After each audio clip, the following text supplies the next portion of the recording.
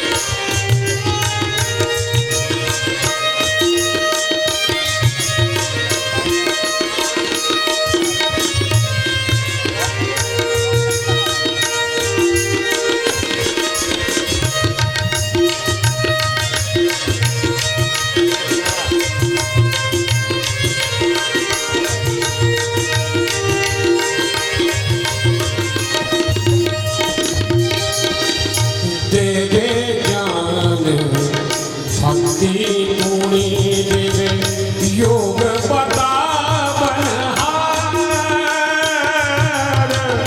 देवे ज्ञान भक्ति पुरी देवे योग बतावन हार तन मन वचन सकल सुखदाई तन मन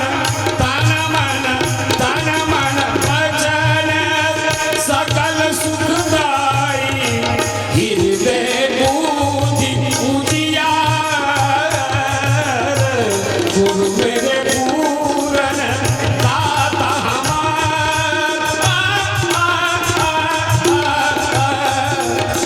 गुरु मेरे पूरन दाता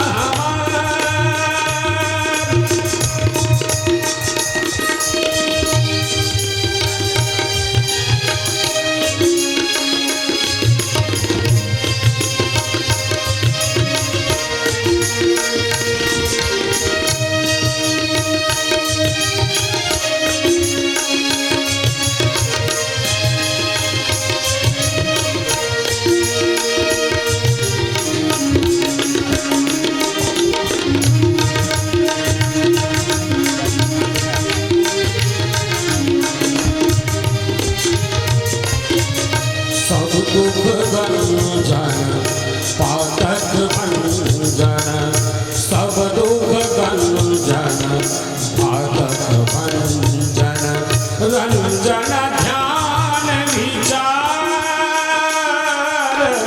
साजन हो साजन दुर्जन जो चलियावे साजन दुर्जन जो चलिया वे एक ही दृष्टि निहार गुरुवर पूरन दाता हमार गुरु मोर पूरन दाता हमार गुरु मोर पूरन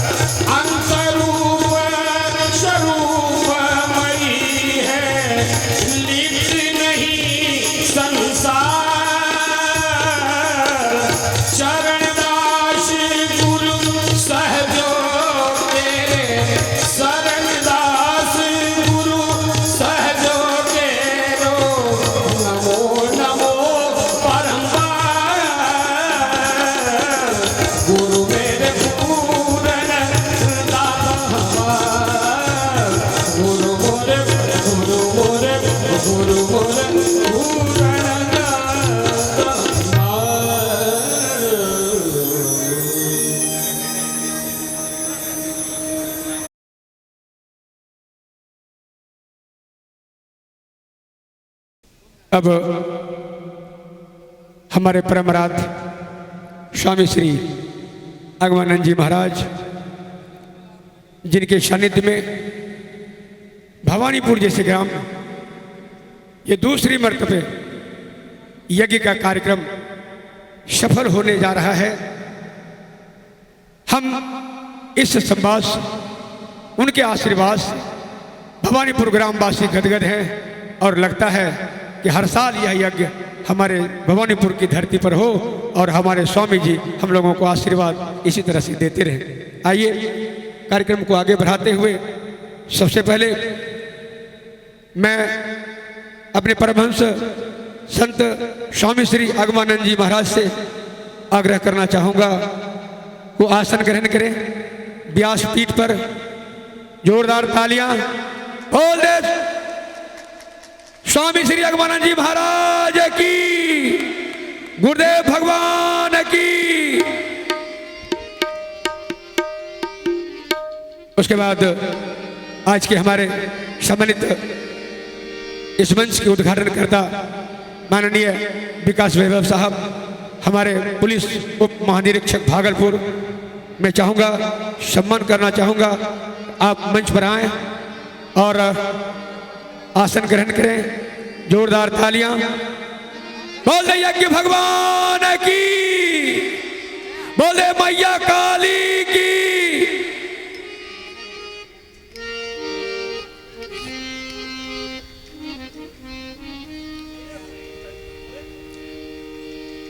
थोड़ा मंच इस रास्ते को खाली कर दें, अनावश्यक भीड़ न लगाए यहां। और अब हमारे माननीय अतिथि, हमारे आरक्षी उपाधीक्षक परवेंद्र कुमार भारती जी, जोरदार तालियों से इनका भी सम्मान करें। और हमारे महावीर बाबू हमारे गुरुदेव हैं, जीबी कॉलेज नौगछिया में विज्ञान के प्रोफेसर रहे, विश्वविद्यालय में इंस्पेक्टर रहे और आज हम लोगों के बीच उपस्थित हैं। उनका हम अपने भवानीपुर की धरती पर जोरदार तालियों से स्वागत सम्मान करते हैं। हमारे बीच हैं गांधीवादी विचारधारा से जुड़े हुए हमारे सिया बाबू, शिव शंकर पोद्दार उर्फ सिया बाबू हैं, जोरदार तालियों से उनका भी हम इस मंच सम्मान करते हैं। और हमारे बीच हैं राजीव कुमार झा जी, राजीव कुमार झा रांची, और अभी जो मदरौनी में कॉलेज देख रहे हैं, बहुत क्रिएटिव मियाज के लोग हैं और बाबा से जुड़े हुए हैं, बाबा का आशीर्वाद प्राप्त हुआ और इतनी सुंदर व्यवस्था इन्होंने हमारे मदरौनी में आके किया। वो जो टीचर ट्रेनिंग कॉलेज है उनके डायरेक्टर हैं राजीव कुमार झा जी, वो मंच पर आ जाएं और उनका भी हम सम्मान करते हैं जोरदार तालियों से अपनी भवानीपुर की धरती पर।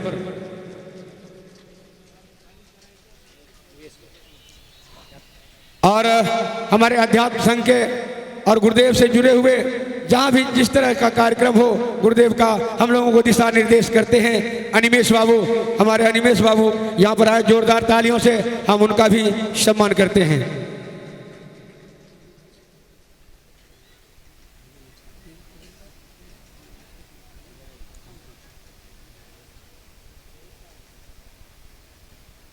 अब सर्वप्रथम हम अपने परमाराध्य स्वामी श्री अगमानंद जी महाराज को माल्यार्पण करेंगे और वो माल्यार्पण करेंगे हमारे यज्ञ समिति के अध्यक्ष माननीय श्री सुबोध यादव जी।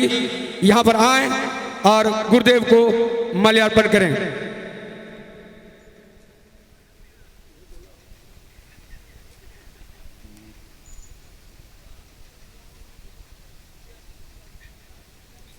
मुखिया जी,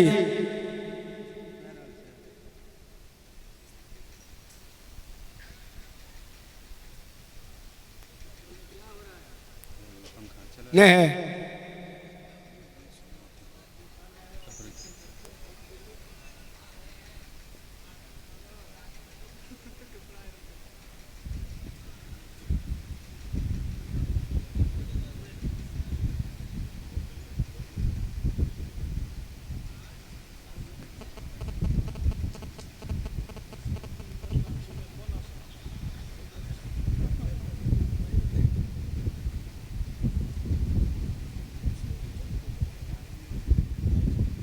हेलो।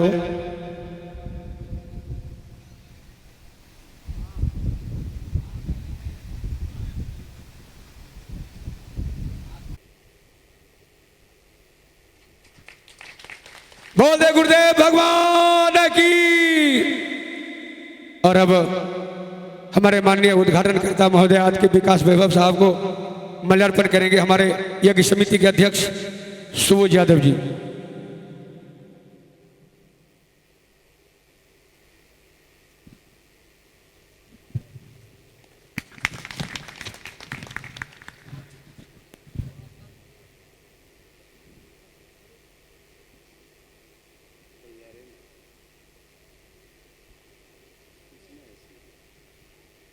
और हमारे माननीय अतिथि प्रवेंद्र भारती आरक्षी उपाधीक्षक नौगछिया को माल्यार्पण करेंगे हमारे भवानीपुर ग्राम पंचायत के मुखिया दीपक कुमार।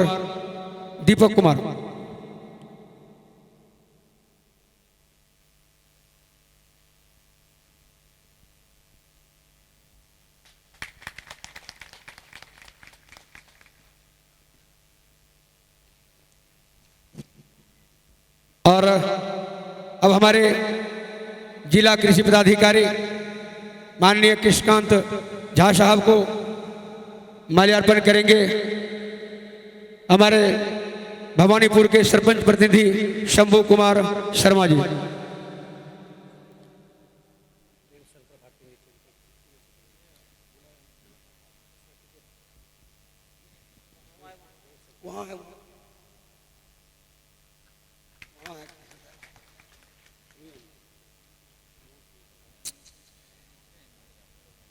अच्छा कोई बात नहीं, चलिए अभी जो माल्यार्पण हमारे सरपंच साहब ने किया हमारे राजीव बाबू को और हमारे जिला कृषि पदाधिकारी,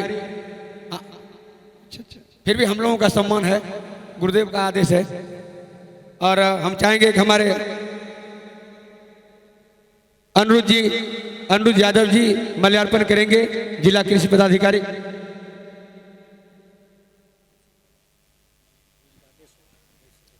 रविशंकर भारती, प्रेम शंकर भारती जी आप मंच के नीचे हैं, गुरुदेव का आदेश है कि आप मंच पर चले आएं।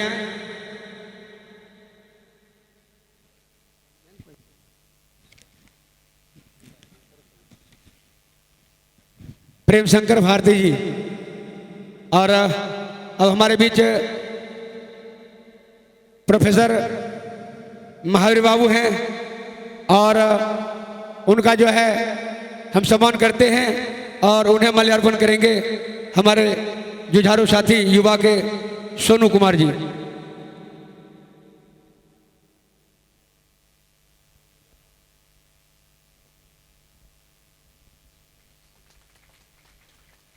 जोरदार तालियां।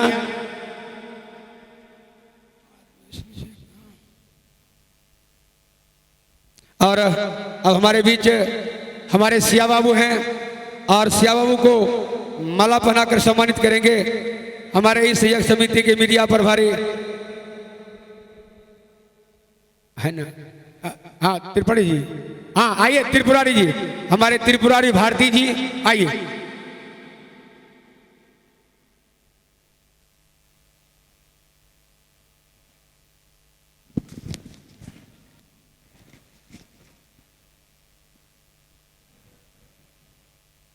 चलो चलो।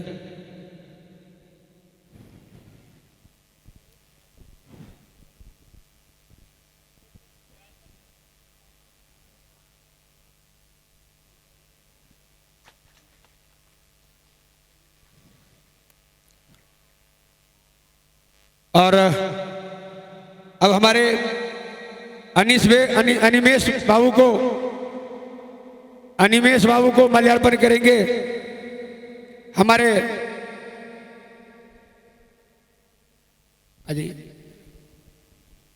रविंदर भेरे छे। आइए मदन लाल रंगीला जी।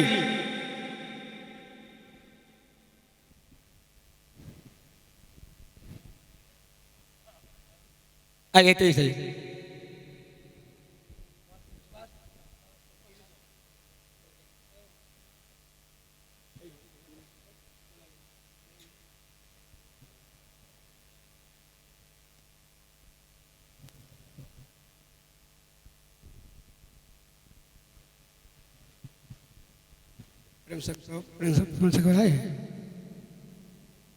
और हमारे बीच हमारे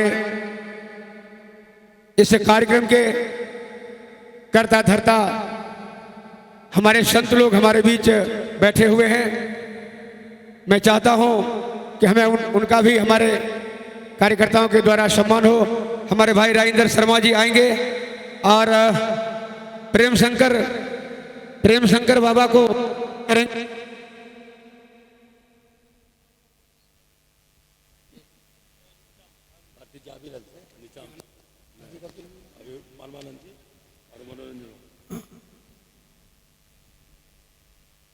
प्रेम शंकर भारती जी नहीं, इसलिए हमें राजेंद्र भैया मानवानंद महाराज को माल्यार्पण करेंगे। मानवानंद महाराज हैं वहां, जाइए ना माला उधर और हम कौन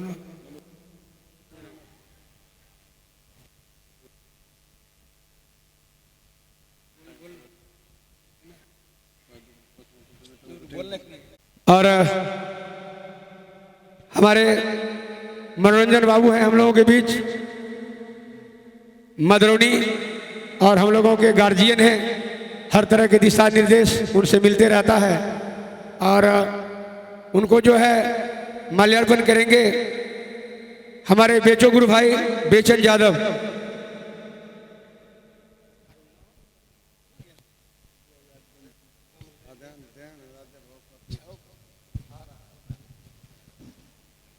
और बबलू आजाद जी आप हैं तो हाँ भाई यार नहीं छो एक झलका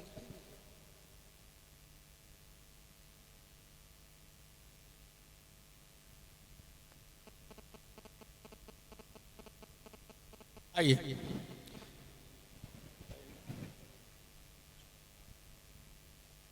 हमारे सुरक्षा व्यवस्था से जुड़े हुए हैं, जोरदार तालियों से एकदम 24 घंटा सेवा उपलब्ध रखते हैं। बाबा का इन्हें आशीर्वाद मिले।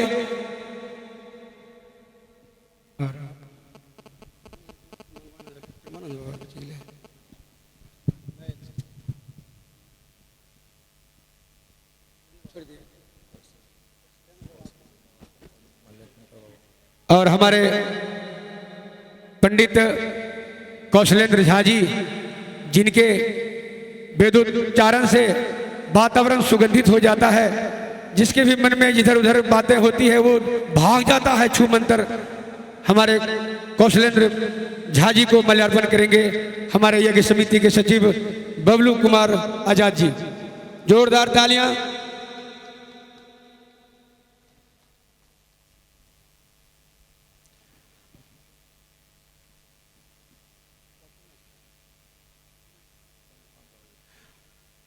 नाम करने के लिए अब हमारे बीच हैं पंडित चंद्रकांत जी, और कहाँ लिख दिया ना, किरोना लिख ले।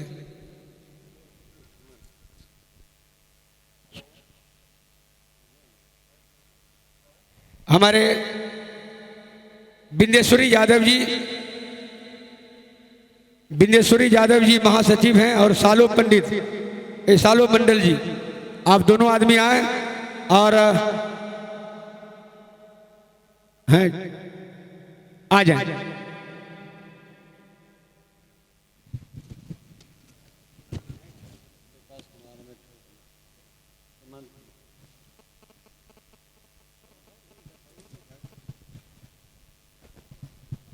आ रहा है बिंदेश्वर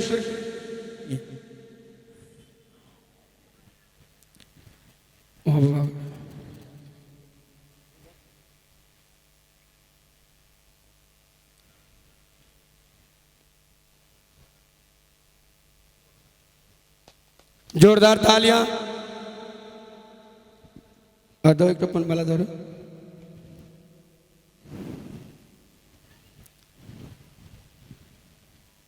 हाँ हमारे बीच चलिए बाबा को ही बना देंगे पंडित जी। हाँ हाँ वही दोनों एक पद पर हैं, दोनों को आशीर्वाद दिया जाए। चलिए अब जो है कार्यक्रम माल्यार्पण का, माला से सम्मानित का आगे हमारे देव के निर्देशानुसार अब स्वास्थ्य होना है और उस उद्घाटन का कार्यक्रम स्वास्थ्य वाचन। हरि ओम स्वस्ति न इंद्र वृद्धश्रवा स्वस्ति नः पूषा विश्ववेदाः स्वस्ति नस्तारक्षो अरिष्टनेमिः स्वस्ति नो बृहस्पतिर्दधातु द्यो शान्तिरन्तरिक्षं शान्तिः पृथिवी शान्तिरापः शान्तिरोगदयः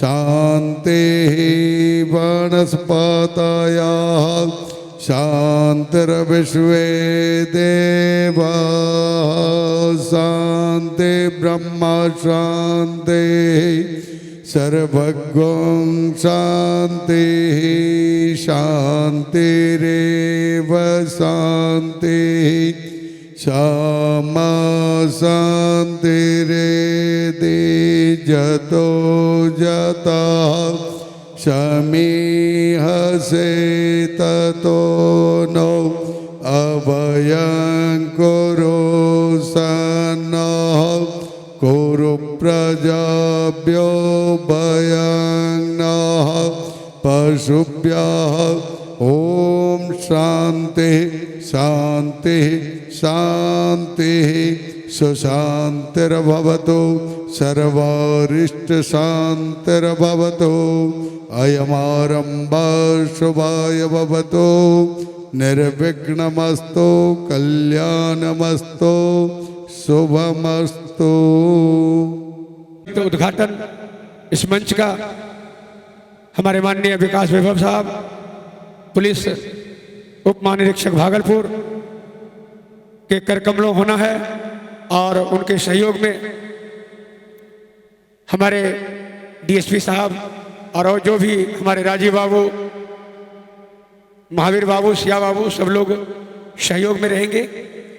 जोरदार तालियां बोल दे यज्ञ भगवान की, माता काली की, स्वामी श्री जगमानंद जी महाराज की। ओम चंद्रमा मनसो जातश्चक्षो सूर्यो अजायता श्रोत्रात् वायुश्च प्राणश्च मुखादग्निरजायता सर्वोपचारार्थे गन्धाक्षत पुष्पाणि समर्पयामि प्रज्वलित दीपाय नमः। और अब इस कार्यक्रम को आगे बढ़ाते हुए, क्योंकि हम जिस महान हस्ती को अपने मंच पर बिठाए हुए हैं, उनके भरोसे ही हम लोग सुख चैन से नींद ले पाते हैं, और वो हमारे बीच यदि ज़्यादा देर तक रहते हैं तो ठीक बात नहीं है। उनका समय कीमती होता है, हमारे लिए हैं, इनका कोई कुछ नहीं होता है और सिर्फ हम लोगों के लिए जीते हैं हमारे विकास बाबू। इनका अखबार से लेके सोशल मीडिया और साक्षात पहली बार भवानीपुर की धरती पर इनसे साक्षात्कार होकर ये रूबरू हम हो रहे हैं। हम भवानीपुर वासी तो धन्य हैं ही, मैं व्यक्तिगत धन्य हो गया हूं। और मैं चाहूँगा कि चूंकि ये पुलिस डिपार्टमेंट जो होता है ना, इनके बारे में जब हम कभी अध्ययन करते हैं, हम ऐसे अधिवक्ता हैं, तो इनके लिए कोई एतबार नहीं होता, कोई मलेमास नहीं, कोई झंडी नहीं करना, कोई रात नहीं, कोई सुबह नहीं, कोई शनिश्चर एतवार नहीं होता। ये 24 घंटा सेवा उपलब्ध कराते हैं और जब पर्व त्योहार का समय आता है तो और बढ़ जाता है। और इतने महान कार्यक्रम को लेकर के चल रहे हैं, फिर भी हम लोगों के बीच में बाबा के आशीर्वाद से इन्होंने जो समय देने का काम किया है, जोरदार तालियों से हम उनका पुनः हार्दिक अभिनंदन करते हुए उनके मुखारबिंद से हम चाहेंगे कि 2 शब्द सुने। विकास वैभव साहब।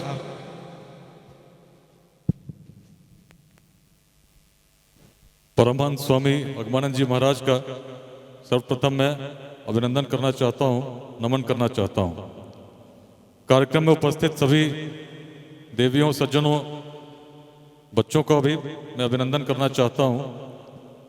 मेरा ये परम सौभाग्य है और लगभग इस क्षेत्र में मेरे कार्यकाल में तीसरी बार यह सौभाग्य मिला है कि परमहंस स्वामी अगमानंद जी महाराज के किसी कार्यक्रम का मैं हिस्सा बन पाया हूं। जिस क्षेत्र में स्वामी जी योगदान दे रहे हैं, वैसे तो इनके योगदान से समस्त भारतवर्ष के क्षेत्र लाभान्वित हो रहे हैं, पर जहां जिन कार्यक्रमों में मैं शामिल हुआ हूं, सहभागी बना हूं, वह गंगा और कौशिकी नदी का तटवर्ती क्षेत्र है। प्राचीन काल से ही इस क्षेत्र में जिस कारण यह क्षेत्र जाना जाता रहा है, उसके बड़े अलग कारण रहे हैं। हम तपोभूमि के रूप में जानते रहे हैं। हमें स्मरण है, कभी एक समय था जब दक्षिण में कालड़ी से चलकर आदि शंकराचार्य स्वयं कौशिकी तट पर आए थे और महिषी नामक गांव में रहे थे। प्राचीन काल से यह क्षेत्र ऐसी गतिविधियों के लिए जाना जाता रहा है। आजकल अभी मैं नौगछिया में हूं। निश्चित रूप से मन हर्षित होता है कि जो प्राचीन परंपरा है स्वामी जी के आशीर्वाद से चल रही है, लोगों को प्रेरित कर रही है। लेकिन इस समय कुछ चीजें जिसके कारण आप भी जानते हैं कि क्यों हम नौगछिया की जब बात करते हैं कहीं बाहर, तो अन्य कारणों से भी लोग इसको जानने लगे हैं। आवश्यकता है मंथन की, आवश्यकता है चिंतन की, सकारात्मक योगदान की। अब लगभग मुझे 2 वर्ष से अधिक हो चुके हैं और मैंने अनेक घटनाओं का जब विश्लेषण किया तो पाया कोई बहुत बड़ा गिरोह नहीं है, कोई बहुत बड़ा दुष्ट नहीं है। साधारण लोग थे, लेकिन कुछ मन में ऐसा नकारात्मक था जिसके लिए जो बातें आसानी से सुलझ सकती थी उसमें भी जघन्य कृत्य कर बैठते हैं। ऐसे कई लोगों से बात करने का भी अवसर मिला। मन में पछतावा है, पश्चाताप है, लेकिन जब घटना घटती है तो उद्वेग में हो जाती है। जितनी भी घटनाएं होती हैं उसके पीछे कहीं ना कहीं आदमी के अंदर एक लघु स्वार्थ, छद्म स्वार्थ होता है। स्वामी जी को आप सभी सुनने आए हैं, मैं बहुत समय नहीं बोलूंगा, लेकिन चूंकि नौगछिया में हूं और पुलिस उप महानिरीक्षक के दायित्व में हूं, तो इतना अवश्य कहना चाहूंगा, सारे व्यवस्था बदल सकती है, परिवर्तित हो सकती है, अगर दुर्जनों से हम डरे नहीं और सज्जन जो अपनी निष्क्रियता है उसको त्याग कर समाज में सकारात्मक योगदान दें। जो लोग गलत रास्ते पर चलते हैं उनको भी प्रेरित करने की आवश्यकता है। और निश्चित ही जब ऐसे यज्ञ आयोजित होंगे, स्वामी जी का सानिध्य लोग प्राप्त करेंगे, अध्यात्म की बातें होंगी, तो मन जरूर डोलेंगे। सच तो वही है, ईशावास्यमिदं सर्वम यत् किंचम जगत्याम जगत तेन त्यक्तेन भुंजिता मा गृधः कस्य स्विद्धनम। पूरा जगत केवल ईश्वर में व्याप्त है, ईश्वर से परे कुछ भी नहीं। त्याग भाव से इसे भोगो, स्वार्थ में कुछ नहीं रखा है। जब उस प्राचीन ऋषि की कल्पना में इस संसार को हम देखेंगे तो उस आत्मीयता को हम पाएंगे जो सब में समाहित है। और किसी व्यक्ति जो गलत रास्ते पर चला है उसको परिवर्तित करने की शक्ति भी हम रखते हैं, ऊर्जा हम रखते हैं। उसके अंदर भी वही ब्रह्म है जो हमारे अंदर है, जागृत करने की आवश्यकता है। यज्ञ अत्यंत सशक्त माध्यम है और महापुरुषों का सानिध्य निश्चित ही माहौल को परिवर्तित करता है। ईश्वर से प्रार्थना करता हूं, जिन क्षेत्रों के, जिन कारणों के लिए कभी कभी क्षेत्र बदनाम होता है, वैसे तत्वों को भी सद्बुद्धि प्रदान करें और एक सकारात्मक भाव ऐसा जगे जो प्राचीन काल से और आज भी जिस परंपरा को हम लेकर वहन कर रहे हैं, उसके वाहक हैं, वो आने वाले भविष्य में इस क्षेत्र को और गौरवान्वित करे। और जो भी लोग यहाँ पर आए एक कल्याणकारी भावना उनमें लेकर, मंगलकारी भावना लेकर यहाँ से जाएं। सभी को इस अवसर पर तो पिछले बार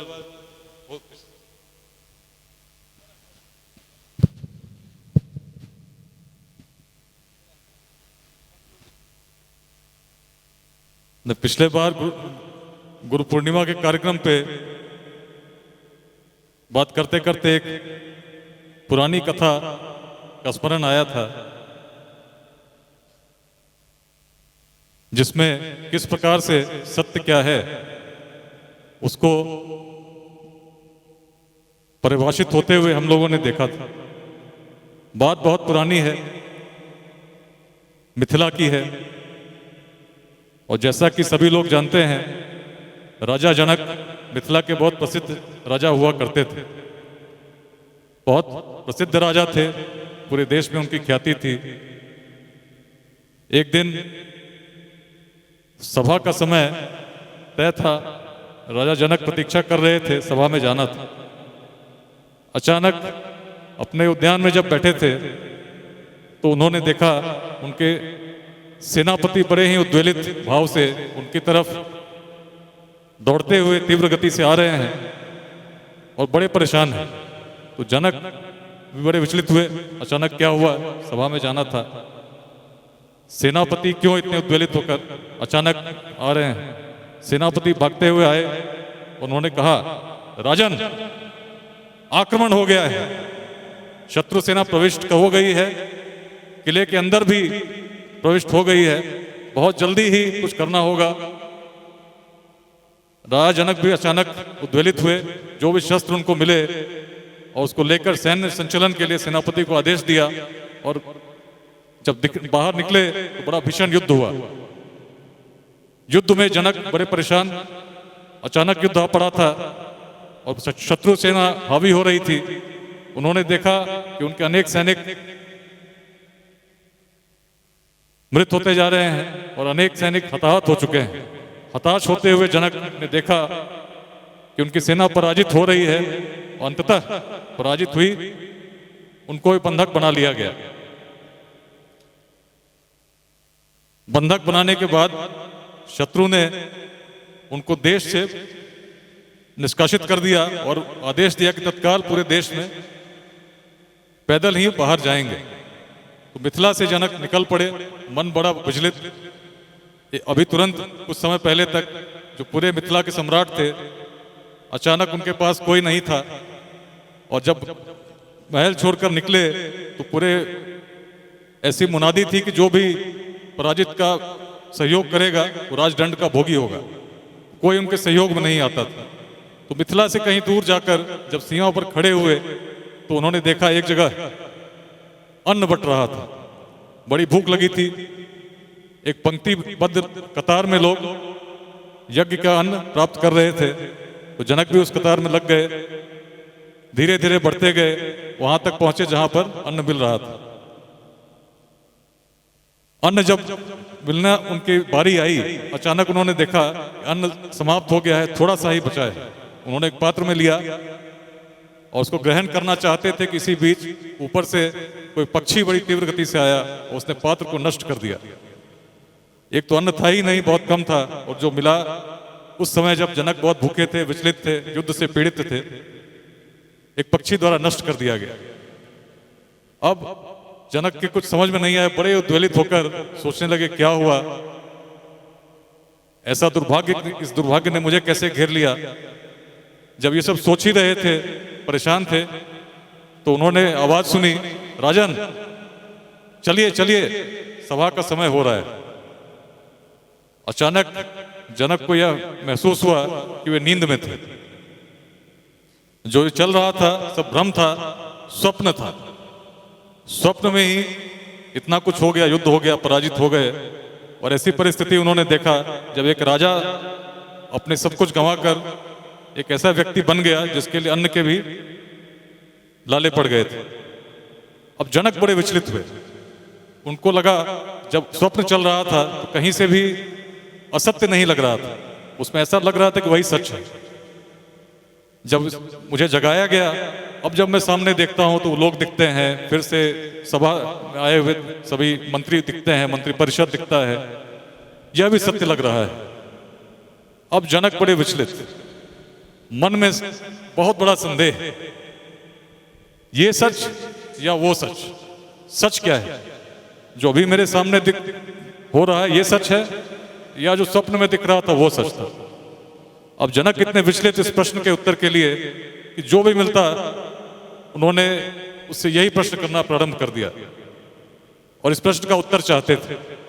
तो 3-4 दिनों तक जनक ने अन्न ग्रहण किया और बड़े परेशान रहे, विचलित रहे। पूरे राज्य प्रसाद में लोग भी बड़े विचलित कि क्या हो गया। इसी बीच महर्षि अष्टावक्र का आगमन हुआ। अष्टावक्र ने भी बहुत जल्दी ही जब उन्होंने मिले तो समझ गए क्या बात है। वे भी जब राजा जनक के पास पहुंचे तो राजा जनक ने उनसे भी यही पूछा, ये सच या वो सच? तो अष्टावक्र जी अब थे महामुनि, महर्षि थे, अपने यौगिक शक्तियों से समझ गए कि जनक के मन में क्या दुविधा है।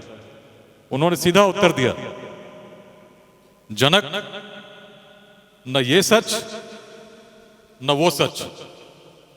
जनक, न ये सच न वो सच। हे जनक, तुम ही हो सच। जनक, तुम ही हो सच। बहुत गहरी इसकी अर्थ है। अगर मूल रूप में आप देखेंगे तो आदमी 3 स्वरूपों में जीता है। एक स्वरूप जिसमें आप मुझे सुन रहे हैं इतनी देर से, आपको लग रहा है इस सामने घटित हो रहा है। एक जब आप स्वप्न में चले जाते हैं, निद्रावस्था में लीन होते हैं और स्वप्न में रहते हैं, उस समय जो भी घटता है आपको लगता है उस समय कि वही सच है। एक तीसरी अवस्था इससे परे है जो डीप स्लीप या उसको हम कहते हैं जब कुछ नहीं रहता, विचार शून्यता की स्थिति रहती है। मांडुक्य उपनिषद में एक मंत्र आता है जिसमें कहा गया है कि सच इन तीनों स्थितियों में विद्यमान रहते हुए भी कुछ इस प्रकार का है, विद्यमान रहते हुए भी उसको हम समझते नहीं है। उसको चतुर से तुर्यम शब्द निकलता है और तुर्यम के नाम से संबोधित किया गया है और समझाया गया है कि सच उस प्रकार से जैसे एक माला होती है, उसमें मोती दिखते हैं लेकिन अंदर का धागा दूर से नहीं दिखता। बहुत विच्छेद करने पर ही एहसास होता है कि इन मोतियों के अंदर एक धागा है। सच उसी प्रकार से हमारी सारी गतिविधियों में समाहित है पर उसको हम देख नहीं पाते। महापुरुषों के सानिध्य में ऐसी प्रेरणा जगती है जो मन में उस सच के हमें करीब ले जाती है जो हमारे अंदर है। अगर हम उस दृष्टिकोण से अपने जीवन को जीना शुरू करेंगे तो हम देखेंगे कि हम उस ज्योतिपुंज को लेकर अपने अंदर जी रहे हैं जो ज्योतिपुंज समस्त सृष्टि का आधार है। और जितना हम उसको समझेंगे, लगभग हर जीवन की प्रासंगिकता यही है। मानव जन्म मिलता है, नष्ट हो जाता है। जो समय मिलता है उस ब्रह्म को और जानने का और पहचानने का, उस सत्य को और समझने का जिसको असाधारण तरीके से समझा नहीं जा सकता, यह अवसर होता है। जितने लोग यहाँ उपस्थित हैं, सुन रहे हैं, प्राचीन कथा भी आपको प्रेरित करे उस सत्य के और करीब पहुंचने की जो न यहाँ है न वहाँ है, अपने अंदर विद्यमान है, जिसको संस्कृत के एक मंत्र में उपनिषदों में ही लिया गया है। ओम पूर्णमदः पूर्णमिदं पूर्णात् पूर्णमुदच्यते पूर्णस्य पूर्णमादाय पूर्णमेवावशिष्यते। अर्थात जो पूर्ण था वो पूर्ण से अलग होकर भी पूर्ण है और फिर पूर्ण में मिलेगा। मतलब सोने को आप जितना भी काटेंगे तो छोटे से छोटे भाग में भी सोने के गुण रहते हैं और फिर मिलाएंगे तो फिर सोना बन जाता है। उसी प्रकार हर आत्मा में उस परमात्मा वही गुण समाहित है और जो आत्मा है अगर खुद अपने स्वरूप को पहचानती है तो उस परमात्मा में स्वतः समाहित हो जाता है। यही सब हर व्यक्ति के जीवन का लक्ष्य है, इस सच को समझना। और जितना हम समझ पाएंगे उतना अपने इस लघु जीवन में सकारात्मक योगदान दे पाएंगे और जो हमारे जीवन की सार्थकता है उसको सिद्ध कर पाएंगे। स्वामी जी को पुनः अभिनंदन नमन करते हुए क्षेत्र के मंगलकारी भविष्य की मंगल कामना मन में लिए सभी को मैं प्रणाम करता हूँ। धन्यवाद। जय हिंद।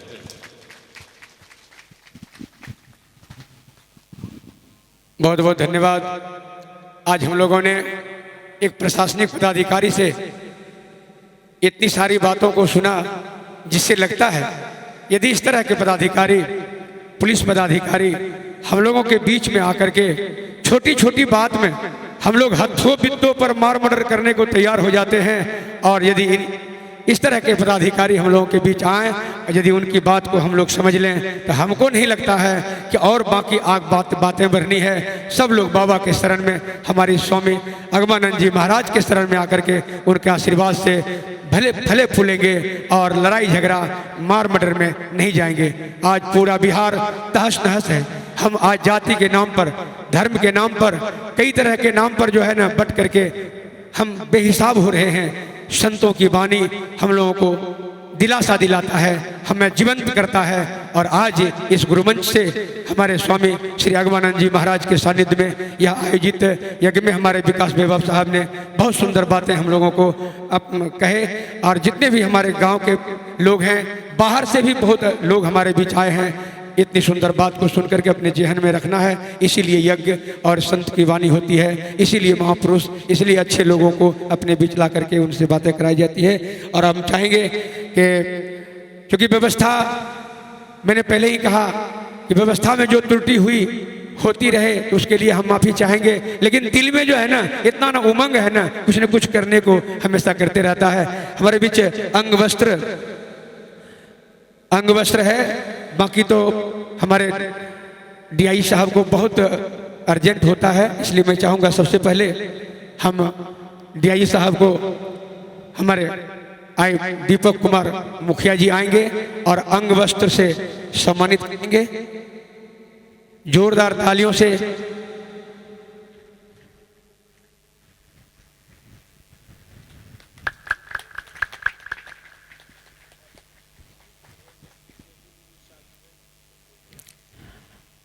चलिए आइए हमारे आरक्षी उपाधीक्षक महोदय प्रवेंद्र भारती जी को, हमारे सोनू जी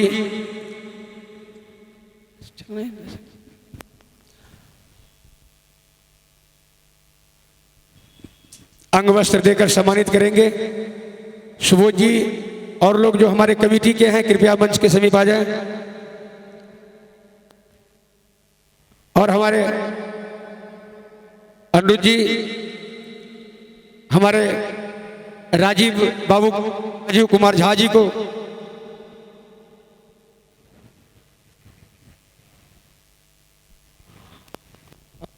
हेलो, और हमारे हेलो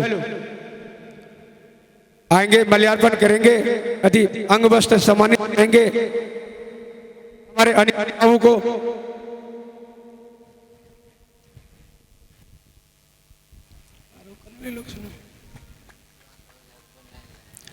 और हम चाहेंगे कि विश्वास झा जी यहाँ आ जाएं और अंग वस्त्र से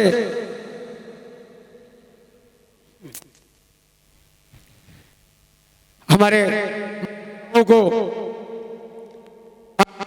सम्मानित करेंगे।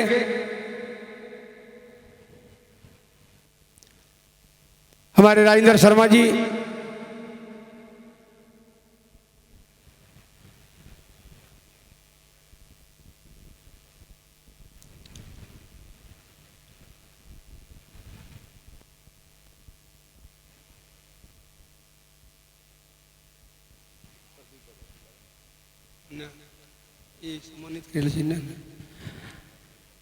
आए हमारे सिया बाबू को अंग वस्त्र देंगे।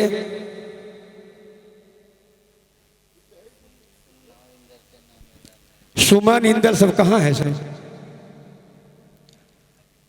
सुमन विक्की इंदल ये सब कहाँ है? मंच पर आ जाएगा।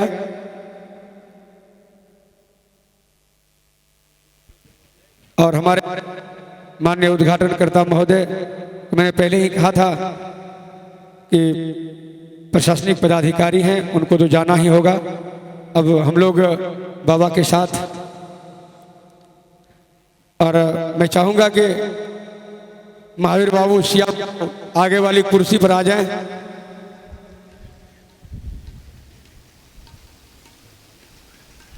और हमारे बीच उपस्थित हैं बहुत ही जुझारू जांबाज जगतपुर ग्राम पंचायत के मुखिया प्रतिनिधि प्रदीप यादव जी। जिस काम में लगा दीजिए चट्टान की तरह वो खड़ा रह करके उस मुकाम तक को पाने का हिम्मत रखते हैं, हौसला रखते हैं। जोरदार तालियों से हम प्रदीप यादव जी का हार्दिक अभिनंदन इस भवानीपुर की धरती पर करते हैं और बाबा को, हमारे स्वामी श्री अगमानंद जी महाराज को माल्यार्पण करेंगे।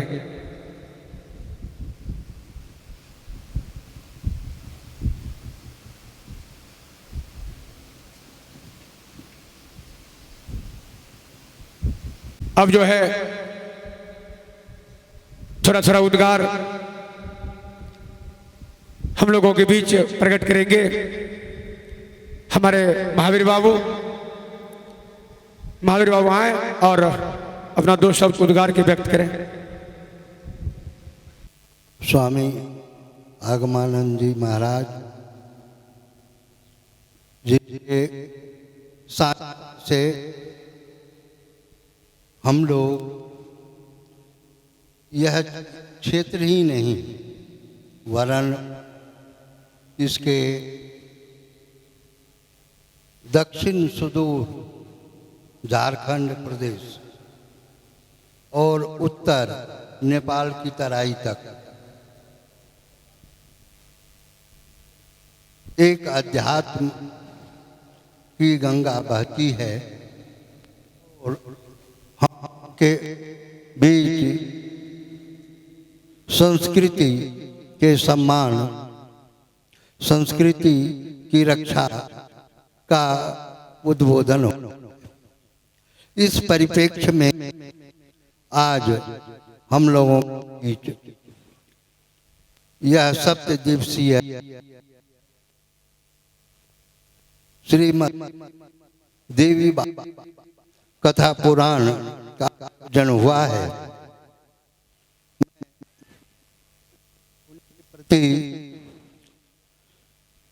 अभिनंदन, आभार एवं सम्मान निवेदित करता हूँ। इस कार्यक्रम में डीआईजी साहब, डीएसपी साहब और राजीव झा जी जो सब ने अपना उद्गार व्यक्त किया और अभाव के कारण चले गए, मैं उनके लिए भी सम्मान समर्पित करता हूँ। मंचासीन सिया बाबू, कृषि पदाधिकारी जी, साथ ही अनेक संतजन, श्रुतिवाचक, वाद्यवादक से संलग्न कलाकारगण, उपस्थित माताओं एवं बहनों, यह अत्यंत ही गौरव का विषय है कि भवानीपुर में एक नया भागवत और वह भी माता के नाम पर हो रहा है, हो चुका है। भवानीपुर आप जानते हैं कि भवानी का निवास स्थल है। भवानी का अर्थ है कि माँ भवानी जहाँ निवास करती हैं, उस स्थान पर आज देवी महात्म का भागवत कथा का आयोजन हो रहा है। अब तक हम लोग इस परिप्रेक्ष्य में महाभारत की बात सुनते थे। महाभारत के भीष्म पर्व में एक आता जिसके आधार पर हम लोगों को श्रीमद् भागवत गीता का हुआ। यह गीता कैसे बनता है? जब गए में हम लोग अक्त प्रत्यय लगाते हैं तो गीत बनता है, और वह गीत जब किसी शास्त्र के रूप में ले ले, शास्त्र का रूप ले ले, तो उसमें टाप प्रत्यय लगाते हैं और ऐसी स्थिति में वह गीता बन जाता है।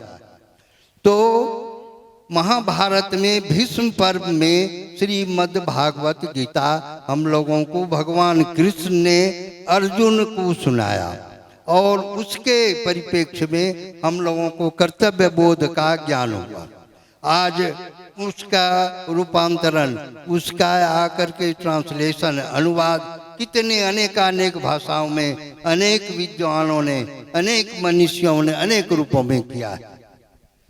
लेकिन महाभारत के प्रणेता व्यास जी को इससे शांति नहीं हुई। इनसे मनोसोना गला करके भी मन का मैल नहीं मिटा। तब व्यास जी को कहा गया, ब्रह्मा ने कहा कि नहीं, तुम्हें आगे भी और कुछ करना है, और इसीलिए तब भागवत महापुराण की रचना हुई और महाभारत के उपरांत ही भागवत महापुराण की रचना हुई, जिसकी रचना में श्री कृष्ण के बिल्कुल पूर्वज या और आगे से लेकर के अंत तक कथा चला गया है और उसकी ये रचना ही हुई है।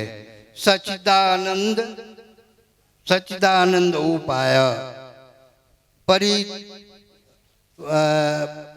परित्रा परिणाय त्रैताप विनाशाय श्री कृष्णाय भयं नुमः।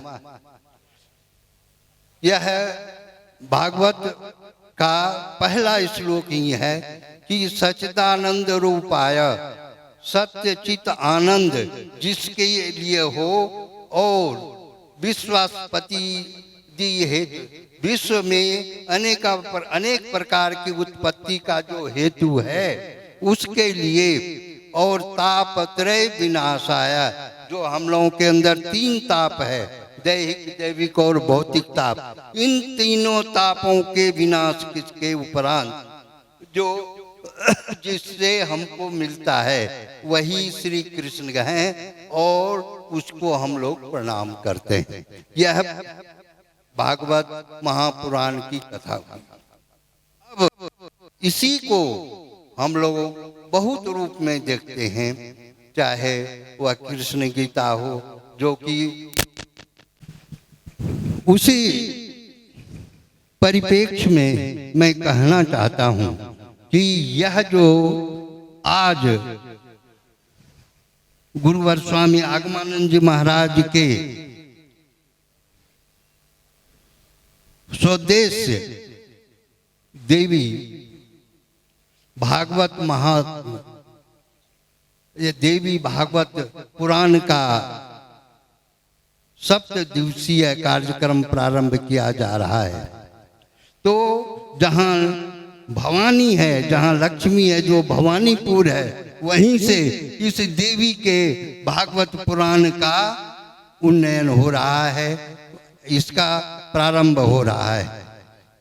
यह हुआ कैसे, इसकी जहाँ तक हमें छोटी ज्ञान है, मुझे मैं तो उतना कह नहीं सकता, कहने के लिए हैं, कहेंगे ही, आप लोग 7 दिन तक इसका लाभ लेंगे ही। लेकिन जब राजा दक्ष के यज्ञ में उनकी पुत्री और भगवान शिव की पत्नी सती यज्ञ अग्नि में अपने को आहूत कर देती हैं, तब उस यज्ञ से के उपरांत जब देखा गया कि शिव तो अब विदुर हैं, शिव के पास तो अब कुछ है ही नहीं, और ब्रह्मा ने एक राक्षस था तारक असुर को यह वध दिया था कि जिसे कोई पुत्र नहीं होगा, है न, तो वो तुम्हारा कोई बिगाड़ नहीं सकता है। तो शिव के पास तो कोई पुत्र था नहीं, तो उसके लिए और वह विधुर थे। पत्नी जल अग्नि यज्ञ अग्नि में समाहित हो चुकी थी। ऐसी स्थिति में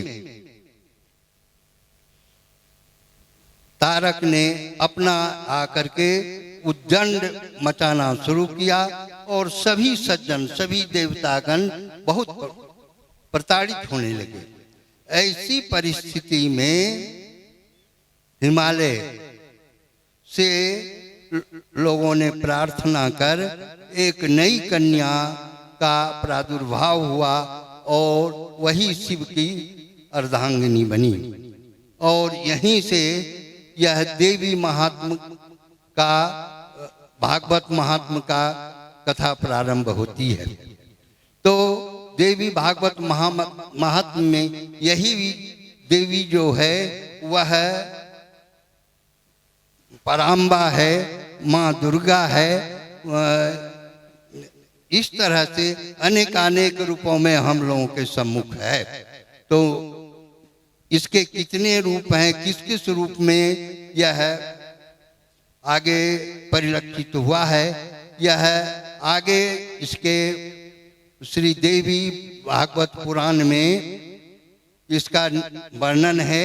और आगे चल करके यह देवी गीता के रूप में भी वह निरूपित किया गया है। तो ये सारी बातें मेरी समझ से निश्चित रूप से प्रवचन के दरमियान आएंगी।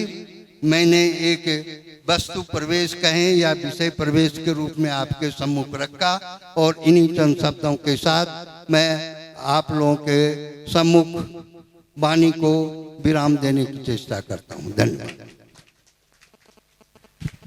बहुत बहुत धन्यवाद महावीर बाबू को, और अच्छी बातों से हम लोगों को लाभान्वित किए और इसी तरह से इनका कीमती वक्त हम लोगों के लिए हमेशा मिलता रहे, यही हम उनसे आशीर्वाद चाहेंगे। आइए अब हमारे बीच हैं सिया बाबू। हम चाहेंगे इशार गर्भित शब्दों में, कम शब्दों में, यदि ज्यादा बात आती है दिमाग में एडजस्ट कर जाता है थोड़ा सा, क्योंकि और भी हमारे बीच वक्ता हैं। मैं चाहूंगा आपका आशीर्वाद हमें सार गर्भित रूप में कम शब्दों में ज्यादा से ज्यादा मिल जाए। और सभी वक्ता जो आने वाले हैं उनसे भी मेरा विनम्र आग्रह है। धन्यवाद। आइए सिया बाबू, जोरदार तालियां सिया बाबू के लिए।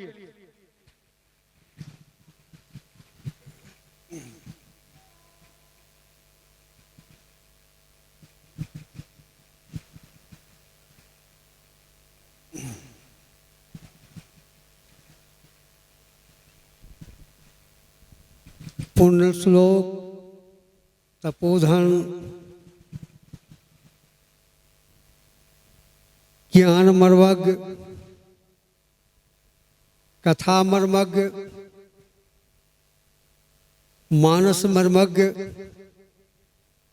साहित्य मर्मज्ञ अगम निगम को जानने वाले और जनाने वाले स्वनाम धन आगमानंद जी महाराज के चरणों में अपना मस्तक टेकता हूँ। तत्पश्चात गुरु गोविंद दोनों खड़े इसी परिप्रेक्ष्य में ज्ञानमयी, महिमामयी, विज्ञानमयी, कल्याणमयी, शक्तिमयी माँ वैष्णवी काली के चरणों में साष्टांग दंडवत करता हूँ।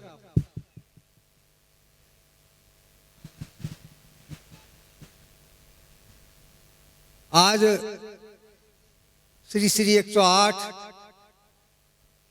देवी भागवत का आयोजन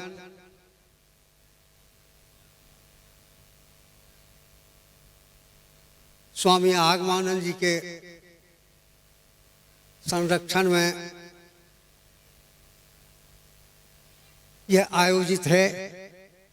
आयोजक समिति के अध्यक्ष, सचिव, उनके कार्यकर्तागण,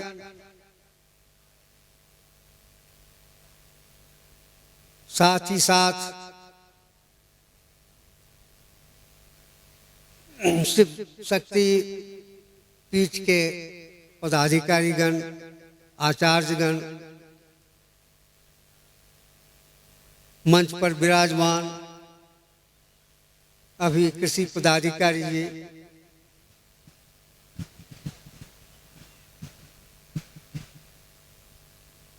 यह उन सबको मैं अभिनंदन करते हुए और यहाँ के ग्रामवासियों को, कभी पेपर में आता था तो प्रसन्नता होती थी, आज भी पेपर देखा तो युवकों का सफाई को और अच्छा खासा कार्य सामने आया। तो यह तो सबके सहयोग का परिणाम है कि आज दूसरी बार आप लोगों के ही सहयोग से यह माँ काली के प्रांगण में यह देवी भागवत का कथा का आयोजन हुआ है। पूर्व में कथा माँ सरस्वती के प्रांगण में था। तो आप कितने भाग्यशाली हैं। सूरदास जी ने पद में कहा कि जा दिन संत पाहुन आवत, ता दिन सब तीरथ आप ही आप चली आवत। जिस स्थान पर संत का आगमन हो जाता है वह स्थान तीर्थ स्थल बन जाता है। यह तीर्थ स्थल बनाने का श्रेय आप लोगों को है, जो संतों का आगमन हुआ और यह स्थल पवित्र हो गया। और लोग कहते हैं कि बिना पुण्य के संतों का दर्शन नहीं हो सकता है। तो आप लोग अधिक पुण्यवान हैं तब ना संत का दर्शन कर रहे हैं। तो ये सबसे बड़ी महत्ता की बात है। और आप गौर से ठीक, तो आप जिस प्रांगण में हैं वह माँ काली का प्रांगण है। इसकी कितनी बड़ी महिमा है उसको तो आप श्री मुख से सुनेंगे, भगवान जी के मुख से सुनेंगे।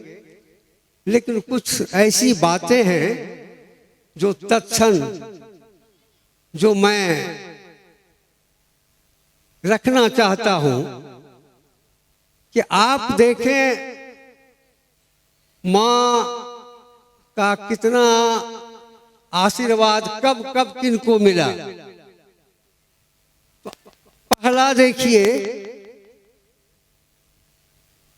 कि रामकृष्ण परमहंस को आप जानते हैं। उन्होंने अपनी साधना से, अपनी भक्ति से, आराधना से माँ के आशीर्वाद को प्राप्त किया तो कितनी ऊंचाई पर चले गए। ये माँ काली की कृपा है। दूसरी कृपा, आप उनके शिष्य विवेकानंद को देखें। विवेकानंद रामकृष्ण के परम शिष्य, जिसको उन्होंने अपने शब्दों में कहा कि ये आत्मीय शिष्य हैं। इतने बड़े शिष्य जो काली के भक्त, और उनकी ऊंचाई को देखिए तो विश्व का, भारत का पहला संत, भारत का पहला संत जो 1993 में शिकागो में अपने विद्वता का प्रदर्शन किया और वहां हजारों हजार उनके अनुयायी शिष्य बन गए उनके व्याख्यान से। ये चरित्र है स्वामी विवेकानंद का। और यह किनकी कृपा है? मां काली की कृपा है। तीसरी कृपा, आप कालिदास का नाम सुना होगा, संस्कृत साहित्य के उद्भट विद्वान। और उसके पूर्व उनकी क्या गिनती थे? विद्वान होने के पूर्व की बात मैं कहता हूं। जिस समय कालिदास हुए उसी समय विद्योत्मा नाम की एक विदुषी थी, अपूर्व सुंदरी थी। सब विषयों में उनकी विद्या थी, इसलिए उनका नाम विद्योत्मा पड़ी। उन्होंने प्रण किया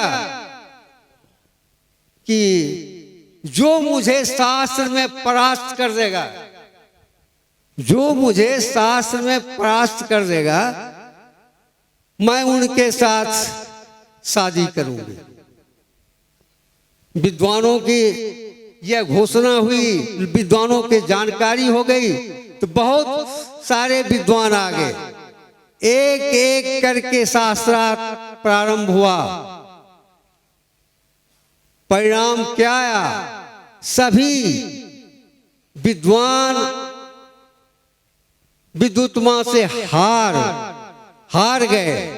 बड़ा कठिन समस्या उठ खड़ी हुई। तो उस विद्वानों ने एक षड्यंत्र रचा कि इनकी शादी जो हम लोग मिल करके ऐसे मूर्ख से करा दें कि ताकि जो इनका घमंड है वह टूट जाए। चले मूर्खों को खोजने के लिए, तो देखा कि वृक्ष के एक डाल पर एक आदमी बैठा हुआ है और जिस डाल पर बैठा हुआ है उसी डाली को काट रहा है। विद्वानों ने समझा कि दुनिया में फिर इतना बड़ा मूर्ख मिलने वाला नहीं। उसको आह्लाद से उतारा और अपने साथ लेकर के चला। और उन्होंने कुछ बातें कालिदास को सिखा दी। कहा कि आप खाली चुप रहिएगा और इशारे में ही आप उत्तर दीजिएगा। तो लेकर के विद्युत्मा के पास पहुंच गए। पहुंच जाने के बाद विद्युत्मा ने जब आमने सामने हो गए तो विद्युत्मा ने एक उंगली उठाई तो कालिदास ने 2 उंगली उठा लिया।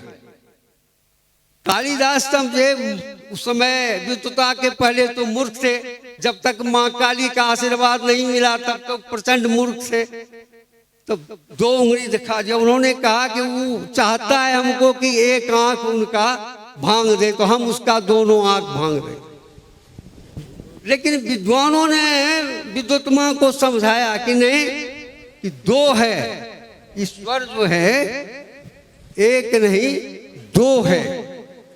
2 इसलिए है कि एक तो ईश्वर पुरुष रूप में है, दूसरा प्रकृति के रूप में है। विद्युत्मा मान गई। उसके बाद उन्होंने 5 उंगली दिखाए। 5 उंगली दिखाने के बाद कालिदास ने मुक्का दिखा दिया। बड़ी समस्या उपस्थित हो गई। फिर विद्वानों ने, जितने विद्वान थे, कालिदास ने लाया था उन लोगों को, तो उन्होंने समझाया कि नहीं, यह 5 तत्व के बारे में कहता है। तो उन्होंने समझाया कि 5 तत्व तो है, 5 तत्व तभी काम कर सकता है जो आपस में मिल जाए। कहने का भाव था कि जब मिल जाए तभी वह सकारात्मक है। तो यह बात समझ गई। विद्युत्मा राजी हो गई और कालिदास के साथ शादी हो गई। शादी के बाद रात में गए तो एक आवाज, पड़ोस में एक ऊंट था बांधा हुआ, उसकी आवाज निकली। तो कालिदास ने कहा कि उठक 2 शब्द बोला। विद्युत्मा जान गई तो ये तो बहुत गलत उच्चारण कर रहे हैं। तो उन्होंने कई एक प्रश्न पूछा कालिदास से विद्युत माँ ने कई एक प्रश्न पूछा, सभी में कालिदास फेल कर गए। परिणाम हुआ कि धक्के मार करके विद्युत माँ ने कालिदास को निकाल दिया। बहुत तकलीफ हुई तो उन्होंने प्रण किया कि मैं विद्वता की उच्च शिखर पर पहुंचकर तभी मैं विद्युत माँ से मुलाकात करूंगी। परिणाम क्या हुआ, माँ काली के मंदिर में चले गए कालिदास जी और उन्होंने आराधना की, साधना की और परिणाम ऐसा निकला, उनका आशीर्वाद ऐसा मिला कि महान विद्वान बन गए। ऐसे विद्वान बन गए कि आज विश्व साहित्य में उसकी चर्चा है। उनकी जो कृति है वह आज विश्व साहित्य को आलोकित कर रहा है। ये हमारे कालिदास है। जोरदार तालियां, जोरदार तालियां। ये माँ काली की कृपा है। और तीसरी कृपा उसी श्रेणी में हमारे आगमानंद जी महाराज है। आगमानंद जी महाराज पर माँ काली की वैसी ही कृपा है, वैसी ही कृपा है जैसी कृपा उन्होंने कालिदास पर की, उससे पूछते कि अधिक ही कृपा उन्होंने कर दी है। उनकी कोई याचना नहीं, इसलिए कहता हूं उनकी कोई आयाचना नहीं, इच्छा नहीं, निष्काम सेवावर्ती, परमहंस, कामना रहित ऐसे संतों को माँ काली ने हम लोगों को दिया है। ये आगमानंद जी महाराज हैं। बोल दे प्रेम से आगमानंद जी महाराज की, आगमानंद जी महाराज की जय, वैष्णवी काली की जय, वैष्णवी काली की जय। ये हमारे आगमानंद जी है। माँ काली की कृपा का फल है। आप लोग बहुत बड़भागी हैं। समय अधिक हो चला है, मैं संक्षेप में कुछ बातें कही, संक्षिप्त बातें कही। इसी शब्दों के साथ सभी भवानीपुर के सभी वासियों को, महिलाओं को, बच्चों को, सबको माँ काली आपको प्रसन्न रखे, स्वस्थ रखे, आनंद में रहें। यह तो आनंद का ही विषय है। आनंद से आनंद को निकाल लेते हैं तो आनंद ही रहता है। अभी वैद्य साहब ने कहा नहीं, पूर्ण से पूर्ण को निकाल लेते हैं तो पूर्ण ही बचता है। यह आनंद है, आनंदो उत्सव है, ज्ञान का उत्सव है, आनंद का उत्सव है। श्री देवी भागवत का उनके श्री मुख से सुनेंगे, आनंद आ जाइए। तो लंबा प्रोग्राम है और बहुत भाग्यशाली है, 7 रोज का प्रोग्राम है, आपको आनंद आएगा। एक एक वस्तु पे, एक एक शब्द पर अगर ये कहते रहेंगे, एक शब्द में 7 रोज लग जाए, विद्वान ऐसे है। और एक बात और बता दूं कि आप देखेंगे कि जब इन्होंने साहित्य में डिग्री पाई, वो भी first class, MA first class किए। हम लोग बहुत आग्रह किया,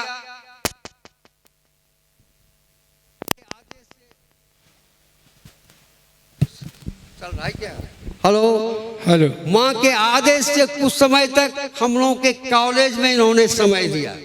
प्रोफेसर का कार्य किया, शिक्षक नहीं थे, हिंदी के कोई टीचर नहीं थे, सब रिटायर कर गए। बहुत कहने के बाद माँ के आदेश अनुसार उन्होंने ऑनर्स के बच्चों सबको पढ़ाने लगे, हिंदी साहित्य पर क्लास करने लगे।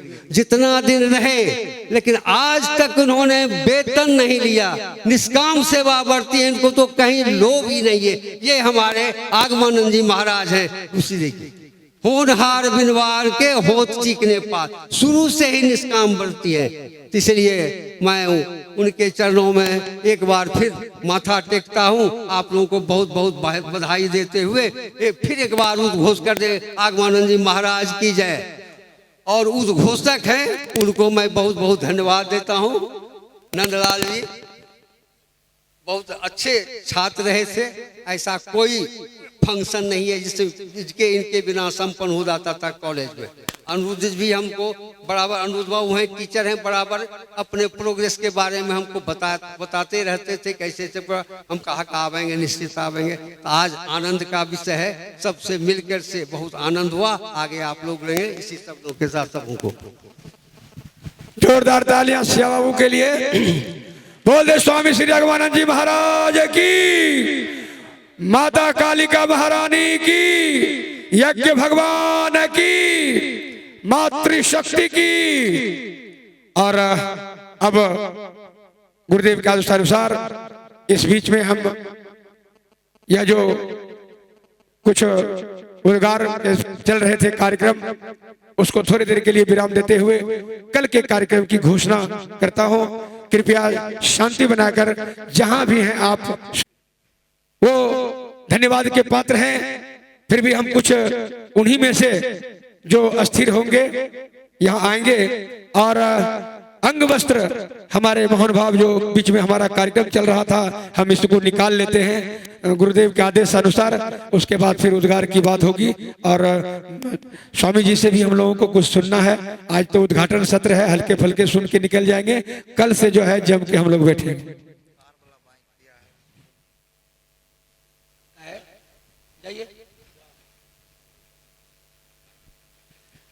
आइए हम सुमन जी, बिक्की जी, मनोज यादव जी, गौरी यादव जी, इंदल, मिथुन कुमार, नवीन कुमार उर्फ मुन्ना, इन सभी से चाहेंगे कि वो इर्द गिर्द हैं तो जो पहले हैं आ जाएं और यहाँ हमारे मंच पर उपस्थित जो अतिथि हैं उनका माल्यार्पण करेंगे।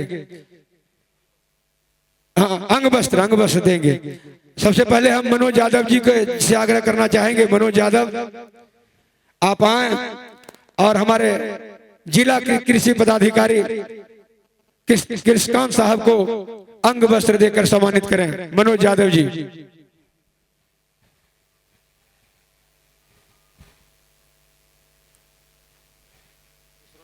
आ रहे हैं। सुमन जी,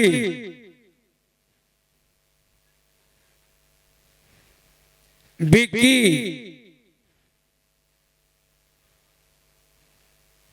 गौरी जी,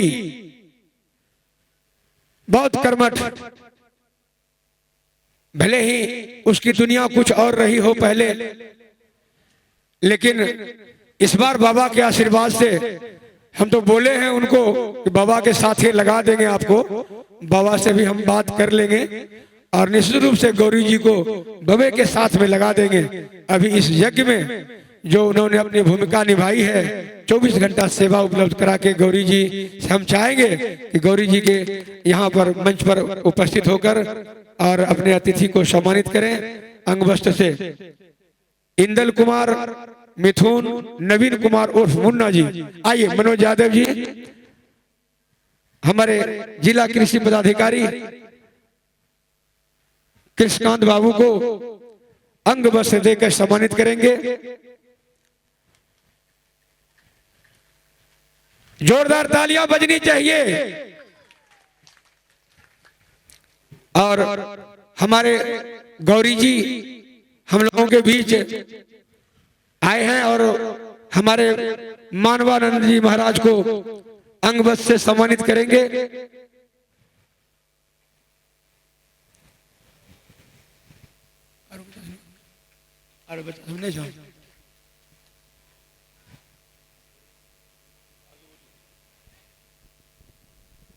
बाबा से आशीर्वाद लेना। और जो भी हमारे श्रद्धालु बाहर से आए हुए हैं उनसे मेरा आग्रह होगा कि हमारा जो है महाप्रसाद तैयार है और जितने भी हमारे बीच अतिथि उपस्थित हैं मैं तमाम लोगों से आग्रह करना चाहूंगा कि महाप्रसाद ग्रहण करके ही आप यहां से जाएंगे। और हम तो कहेंगे काहल जाइएगा, जब 9 दिन का है तो यही रहना है। बोल दे श्री स्वामी अगमानंद जी महाराज की। अतिथियों के विश्राम के लिए 10 नंबर गुमटी के उस पार जो मध्य विद्यालय है वह आगे बढ़कर वो भदेदास की तरफ से जो उसको दान मिला था उसमें अब वो कॉलेज बन गया है। हम खुशनसीब हैं, स्वामी जी का आशीर्वाद है हम लोगों पर कि उस बार सरस्वती स्थान में जब यज्ञ की इनके सानिध्य में हुआ तो सरस्वती स्थान हमारा ऊंचा हो गया। इस बार देखिए हमारा काली माँ जो है ना बड़ा नीचे है, तो हम सोचे कि बाबा का हम चरण स्पर्श करा देते हैं, हो न हो यह काली मंदिर भी भव्य रूप ले ले ताकि हम लोग जो है उनके सानिध्य में अपना जीवन यापन करते रहें। तो उस कॉलेज में अतिथियों के ठहरने की उत्तम व्यवस्था है। हाँ, अतिथि कलाकार आचार्य जितने भी हैं वहां पर है। अब बाकी जो हमारे और बाहर से आए हुए अतिथि हैं उनके लिए और सारी व्यवस्था है। तो मैं आग्रह करना चाहूंगा पुनः कि जो भी अतिथि हमारे बीच हैं बिना महाप्रसाद ग्रहण किए नहीं जाएंगे। जो भी हमारी माँ बहनें बाहर से आई हुई हैं वो भोजन जरूर ग्रहण कर लेंगे। और हमारा साथी लगता है हमारा युवक काम में फंसा हुआ है। हम ढेर सारा साधुवाद उनको यहीं से देते हैं। युवा संघ के हमारे सुमन, विक्की, इंदल, मिथुन, नवीन ये सब उपलब्ध नहीं हो पा रहे हैं। चलिए कोई बात नहीं, उनको हम इस मंच से स्वामी श्री अगमानंद जी महाराज की तरफ से आशीर्वाद और उद्गार का कार्यक्रम चल रहा है। यदि ये लोग और कहीं जत्र तत्र काम में लगे होंगे हमको पता है, तो आप मंच के सामने आ जाएंगे, हमको दिख जाएगा तो हम आगे। और आइए हम आगे बढ़ते हैं। हमारे बीच है माननीय हमारे जिला कृषि पदाधिकारी कृष्णकांत झा जी। मैं उनसे 2 शब्द सुनूंगा जोरदार तालियों से, क्योंकि कृषि पदाधिकारी हैं। कृषि प्रधान हमारा देश है और हमारा भवानीपुर तो बेसी कृषि प्रधान है। इस पर भी 2 शब्द बोलेंगे।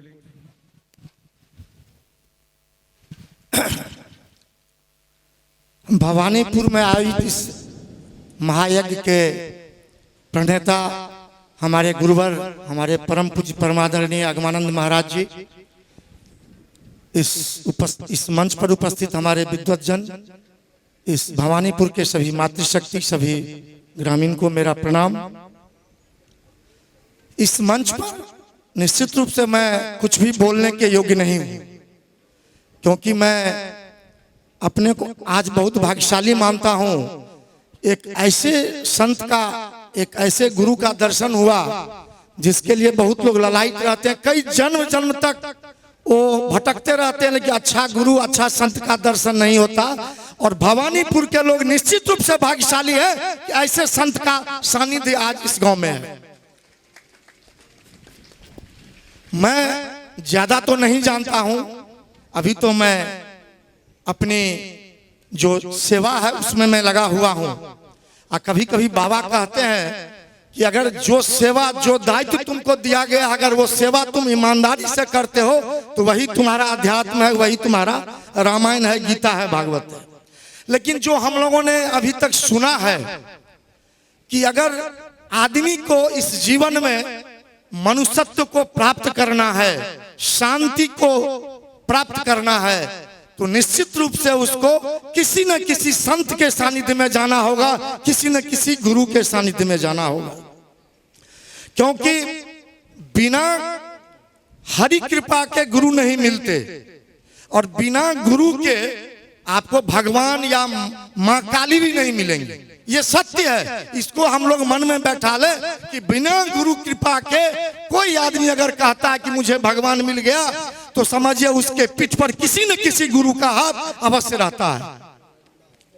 मैं इतना ही कहूंगा कि ये जो यज्ञ चला है और जो गंगा की रसधारा बहेगी, जिसमें भक्ति, ज्ञान और वैराग्य, त्याग, इसकी जो विवेचना होगी और विविध रूपों में विवेचना होगी माँ काली का, माँ दुर्गा का, हम लोग उसको निश्चित रूप से उससे लाभ लें। और मैं एक ही चीज कहूंगा कि जितना भी हम प्रवचन सुने, अगर उसमें से थोड़ा भी अंश अगर हम लोग अपनी जिंदगी में उतारें, हम अपनी माँ को आदर करें, अपने पिता को आदर करें, तो हमको हमारा ये जग सफल हो गया। लेकिन अगर हम केवल भागवत सुने, जग करें और घर में अपनी मातृशक्ति को इज्जत नहीं दे, तो शायद वो सुनना बहुत सफल नहीं होगा। मैं ज्यादा नहीं कहूंगा, मैं एक उदाहरण देता हूं। स्वामी राजेश्वरानंद महाराज जी, जिनका की स्वर्गवास हो गया है, मैं उनकी कथा को, हम और प्रभात जी यूट्यूब पर फॉलो करते हैं। उनका एक कथा में हम लोग सुन रहे थे कि एक गरीब आदमी एक संत के देश में, फकीर के देश में वो प्यासा था, इतना प्यासा था वो भी नहीं देखा कि हम कहाँ जाएं। वो एक महाराजा के एक मकान में घुस गया, कहा कि मुझे प्यासा है, हम बहुत प्यासे हैं, हमको पानी पिला दीजिए। जब वो गया तो आवाज जब दिया तो महाराजा जो उस मकान का असली वारिस था वही निकले। बोले क्या बात है भाई, काहे हल्ला कर रहे हो? कहा कि मुझे बड़ी जोर से प्यास लगी है, मुझे पानी पिलवा दीजिए। कहा कि ठीक है, हम नौकर को आवाज देते हैं, आदमी को आवाज देते हैं। आवाज दिए, कोई आदमी नहीं आया। कोई संजोग से कोई नौकर चाकर नहीं रहा होगा। वो फिर कहा कि मेरा बहुत प्राण निकट में, हमको पानी पिलाइए, मेरा प्राण संकट में है। लेकिन वो राजा साहब नहीं माने, कहे कि भाई आदमी आएगा तब न पिलाएगा, हम कैसे पिलाएंगे। कहा कि अरे राजा साहब, थोड़ा देर के लिए अगर आप ही आदमी बन जाइएगा तो क्या कष्ट होगा, आप ही अगर आदमी बन के पानी पिला दीजिएगा तो क्या होगा। कहने का मतलब मेरा इतना ही है कि हम लोग पहले आदमी बने, मनुष्यत्व को प्राप्त करें। हम लोग मनुष्य का शरीर जरूर धारण कर लिए, लेकिन जो काम, क्रोध, लोभ, अहंकार में हम लोग डूबे हुए हैं, ये कलिजुग का जो चक्र है वो हम लोग सिर पर नाच रहा है।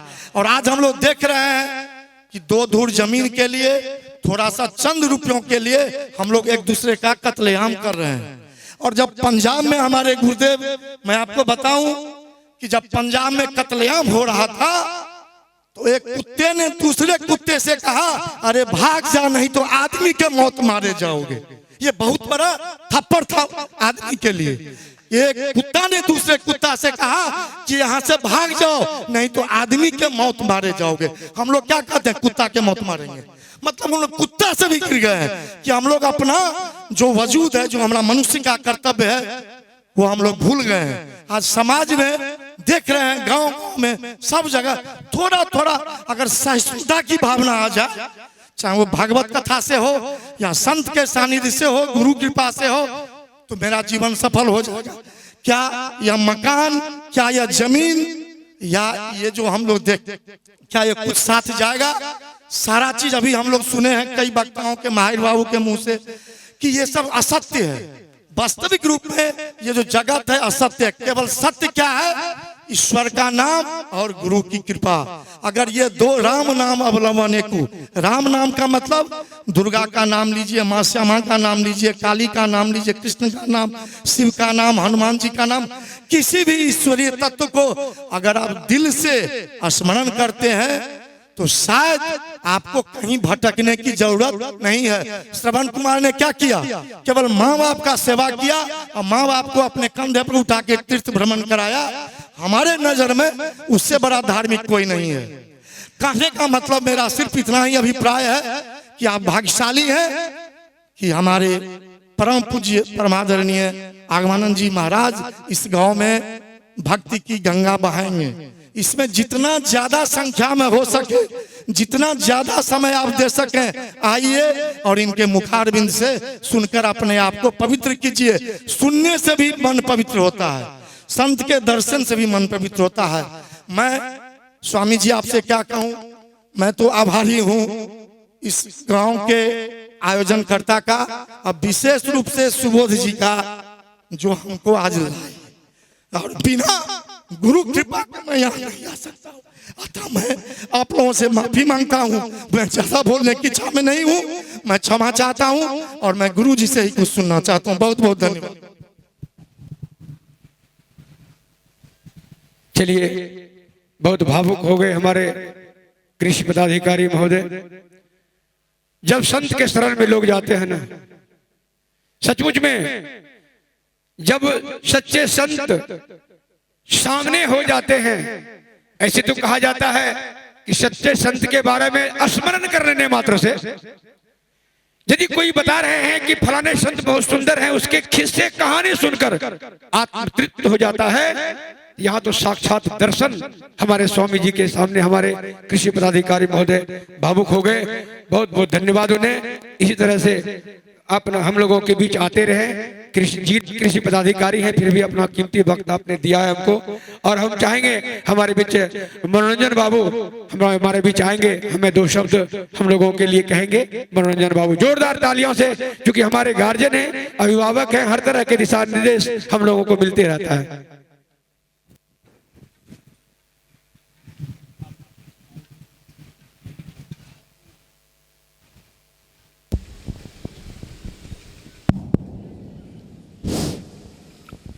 तीरथ दर्शन एक फल, संत दरस फल चार, सदगुरु मिले अनेक फल, कहे कबीर विचार।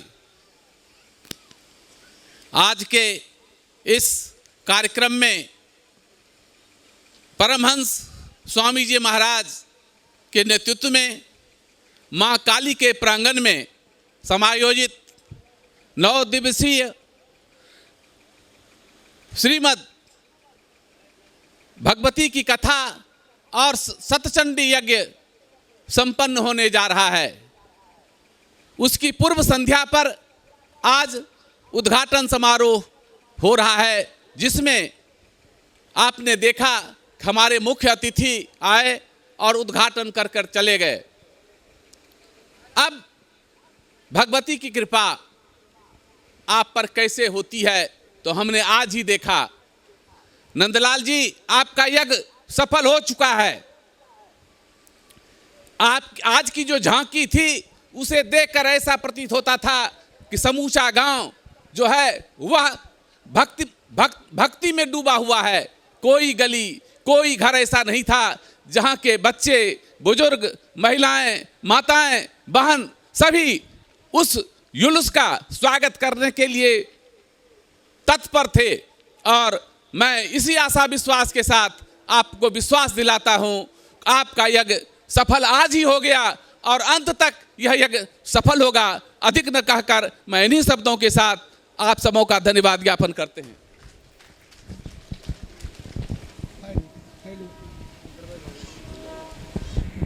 बहुत बहुत धन्यवाद। हम अपने गार्जियन को और अब हमारे बीच उपस्थित है हमारे माननीय अधिवक्ता और मंच उद्घोषक भी है जननारायण यादव जी जमुनिया। मैं उनसे भी कुछ उद्गार सुनना चाहूँगा। जननारायण जी, जोरदार तालियों से हम जननारायण जी का अपने भवानीपुर की धरती पर स्वागत करते हैं। जननारायण जी।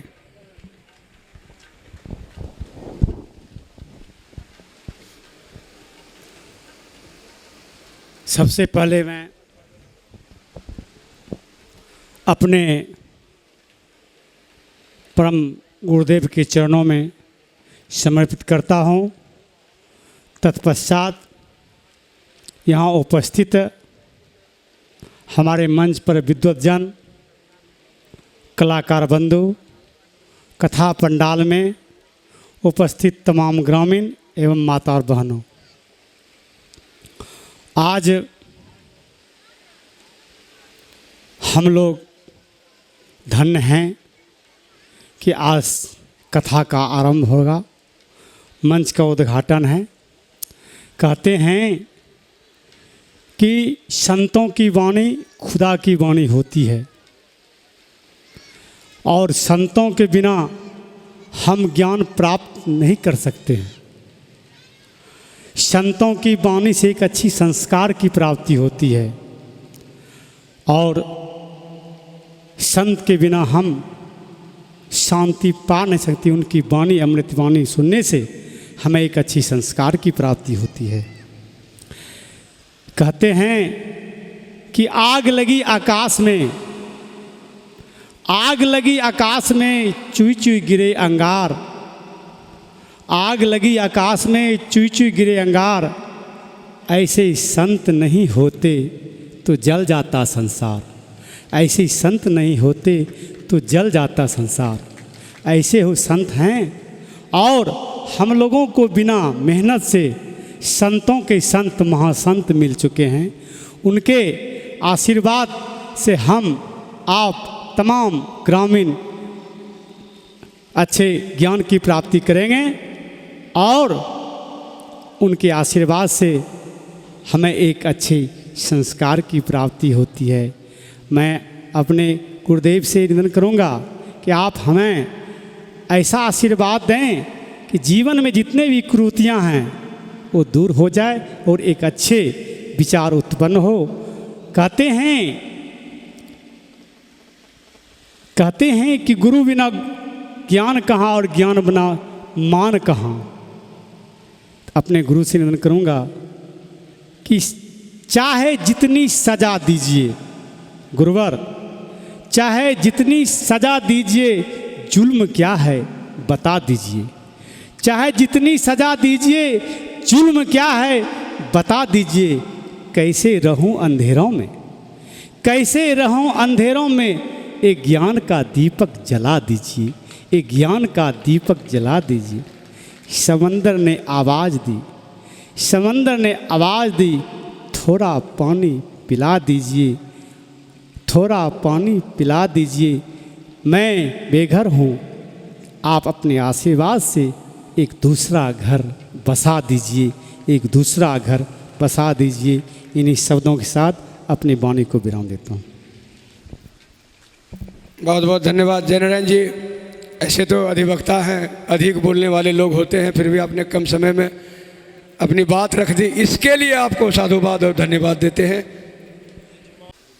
सबसे पहले मैं स्वामी आगमानंद जी महाराज को कोटि कोटि नमन करता हूँ। इस मंच पर बाएं और दाएं दोनों तरफ जो बैठे हुए हैं अतिथिगण, उन सबको मैं अभिनंदन करता हूँ, नमस्कार करता हूँ। कलाकार बंधु, पत्रकार बंधु, प्रशासनिक अधिकारी और पंडाल के प्रांगण में बैठे भाई और बहनों, सबको मैं नमन करता हूँ।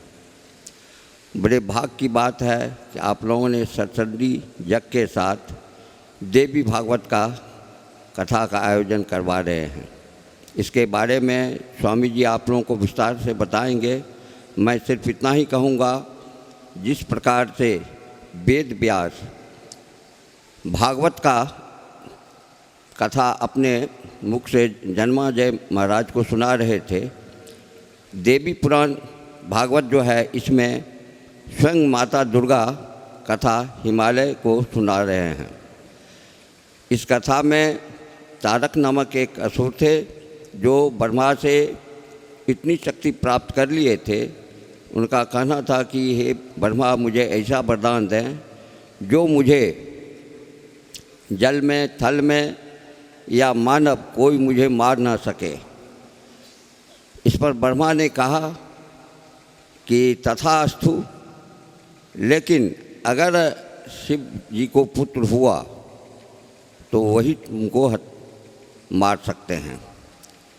चूँकि सती के वियोग में शिव ने समाधि ले ली थी और तारक सोच रहा था कि मुझे मारने वाले तो कोई है नहीं, इसलिए जितने भी देवी देवता थे उन लोगों ने ब्रह्मा विष्णु के पास गए और उन्होंने कहा कि शिव को मनाया जाए। शिव को मनाने के लिए इन लोगों ने बहुत कोशिश की।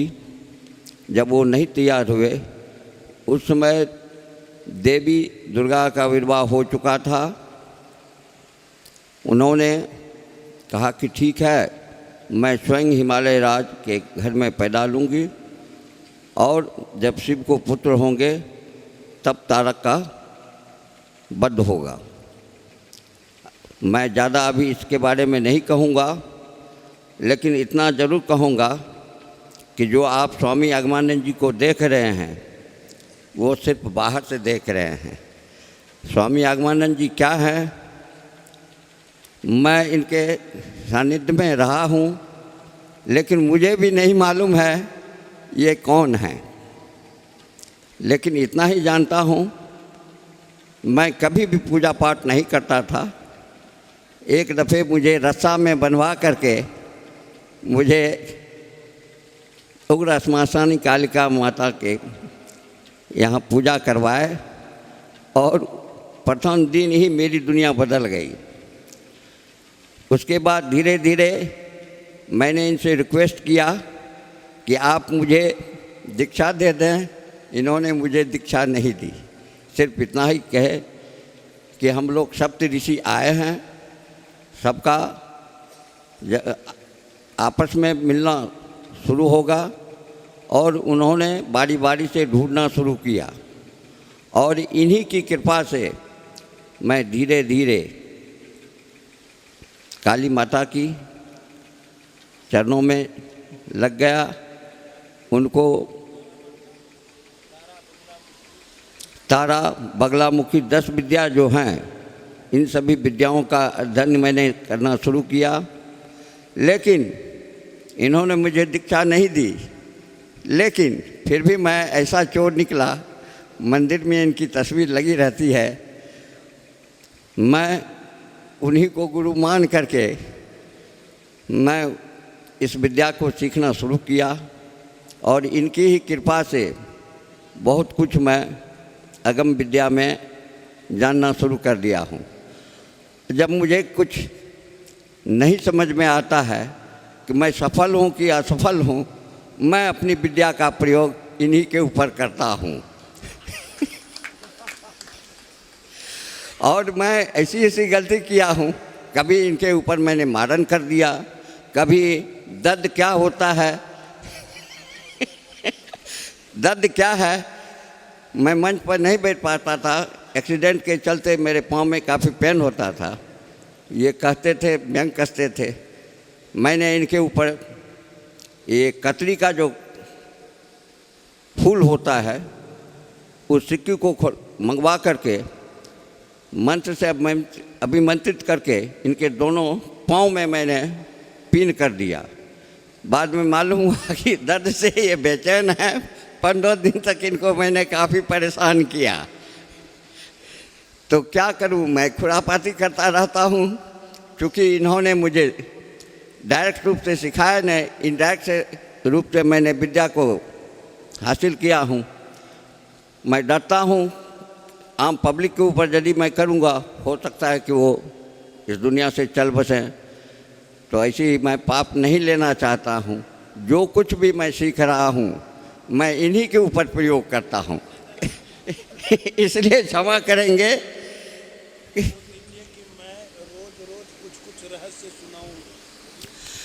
मैं इनके बारे में रोज कुछ न कुछ रहस्य बताते जाऊंगा। रोज मंच पर आऊँगा, पहले ही कमिटमेंट करवा रहे हैं, और समाप्त होने के बाद ही जाया करूँगा। और इसके साथ ही मैं अपनी वाणी को विराम देता हूँ। बहुत कुछ मैं बताऊँगा। इनमें सबसे बड़ी खूबी क्या है, परकाया विद्या और पावाहरी एक समय में ये 50 जगह भी उपस्थित हो सकते हैं। सबसे बड़ी खूबियां हैं। और आपकी आत्मा को निकाल करके किसी और में प्रतिष्ठित कर सकते हैं।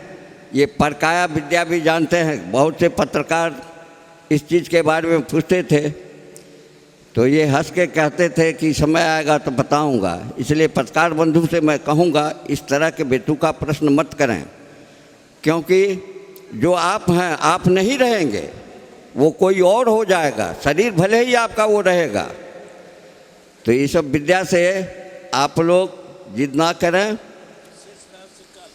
शेष राज कल मैं बताऊंगा। धन्यवाद।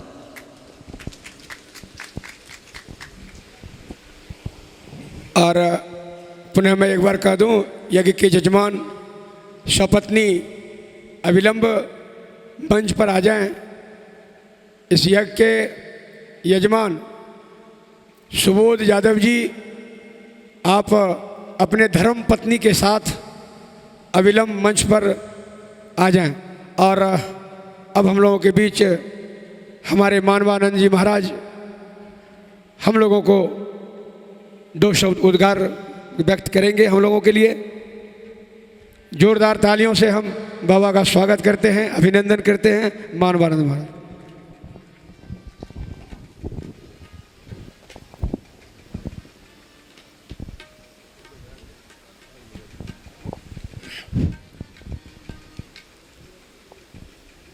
गुरुर्ब्रह्मा गुरुर्विष्णु गुरुर्देवो महेश्वरः गुरुर्साक्षात् परं ब्रह्म तस्मै श्री गुरुवे नमः। सर्वप्रथम मैं अपने परम पूज्य गुरुदेव भगवान के चरण कमलों में कोटिशः नमन निवेदित करता हूँ। आज उद्घाटन के समय आज के उद्घाटनकर्ता, मुख्य अतिथि, विशेष अतिथि एवं जितने भी यहाँ पर मंच पर उपस्थित हैं सबों को, सामने दर्शक दीर्घा में बैठे गुरुचरणानुरागी भक्तजन, माताओं, बहनों, भाइयों, बच्चे, बच्चियों, सबों को मैं एक साथ सिया राम में सब जग जानी करहु प्रणाम जोड़ी जुग पानी के भाव से नमन निवेदित करता हूँ। बड़े ही सौभाग्य की बात है कि आज भवानीपुर की इस धरती पर जो कार्यक्रम होने जा रहा है, श्री श्री 108 शतचंडी महायज्ञ एवं श्री देवी भागवत कथा ज्ञान महायज्ञ, उनके समय में जो कुछ भी हमारे गुरुदेव भगवान आप लोगों को बताएंगे और आप लोग उनका अवगाहन कर अपने हृदय में रखेंगे और कहीं से भी किसी प्रकार का कोई भी अगर आपस में कोई द्वेष है तो सबको भुलाकर आप लोग प्रसाद में आकर के सब प्रवचन सुनेंगे। मैं इस ग्राम वासियों को बहुत बहुत धन्यवाद देता हूं कि जो मैं आज कलश शोभा यात्रा देखा वो बहुत ही अद्भुत था और मैं सबों को बहुत बहुत आशीर्वाद देता हूं कि इसी तरह का कार्यक्रम आप लोग करते रहें और हम लोगों को यहाँ बुलाकर 2 शब्द सुनते रहें। गुरु जी के चरणों में प्रणाम करते हुए मैं अपने वाणी को विराम देता हूँ। बहुत बहुत धन्यवाद मानवानंद जी बाबा को। और अब आप हमारे बीच अभी योग ब्लॉक आ जाइए। इस बीच हमारे बीच योग प्रशिक्षक मौजूद है। स्वामी जी के आशीर्वाद से वो यहाँ आकर एक योग यहाँ पर प्रदर्शित करेंगे। ये हैं श्री विनोद विश्वास जी, श्री रंजन देव जी, श्री रामबालक जी। और गुरुदेव के आदेशानुसार आप जो है कल से यहाँ पर 5 बजे से 6 बजे तक सुबह में और 7 है, हाँ 5 से 7 बजे 2 घंटे का योग का कार्यक्रम होगा। जिन लोगों को, जिन भाई बहनों को योग सीखना हो या कई तरह की बीमारियां योग से ख़त्म हो जाता है, उसके बारे में भी जानकारियां आपको लेनी है तो आप यहाँ पर 5 बजे से 7 बजे तक योग सीख सकते हैं, यानी योग कर सकते हैं इनके साथ। आइए हम तीनों विनोद विश्वास जी, रंजन देव जी और श्री रामबालक जी से आग्रह करेंगे कि आप यहाँ पर एक योग प्रदर्शित करें। उसके बाद व्यास पूजा होना है।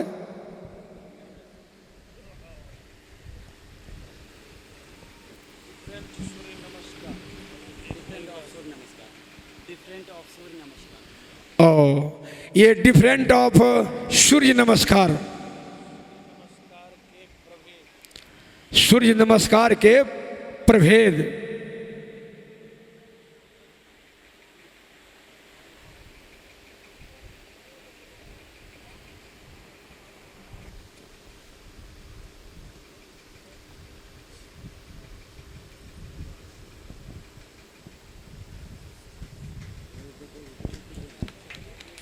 तालियां।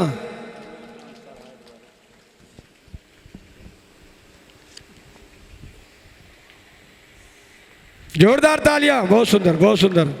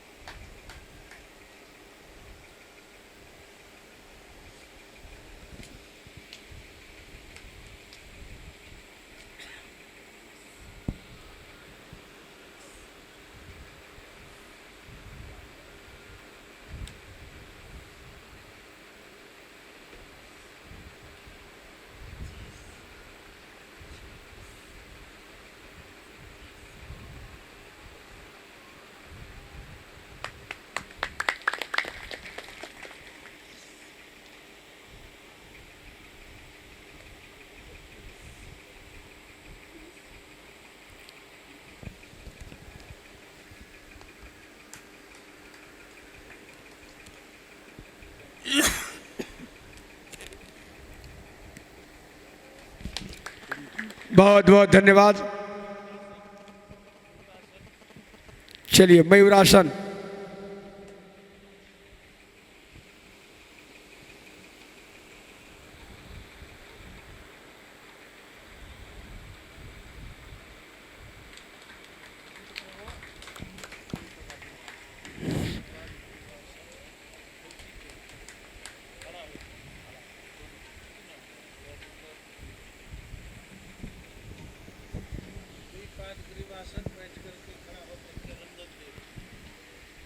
और ये देखिए द्विवासन,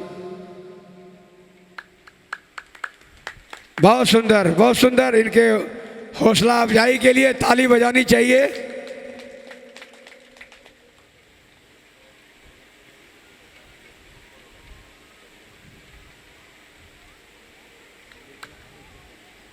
वाह, तालियां।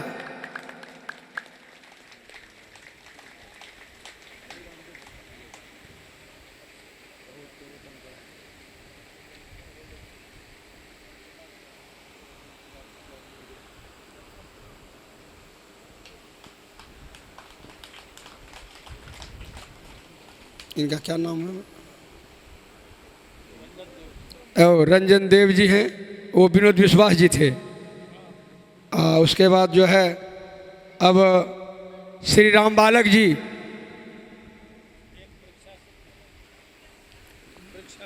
हाँ ये राम बालक जी वृक्षासन करेंगे हम लोगों के समक्ष।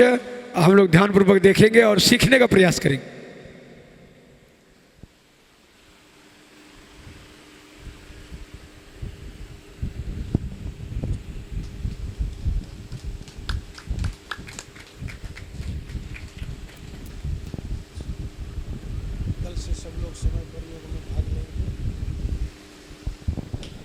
और कौन?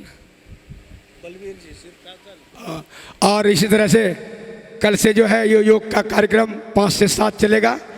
जिन लोगों को लाभ लेना है इसका तो आप निश्चित रूप से यहाँ आ जाएंगे।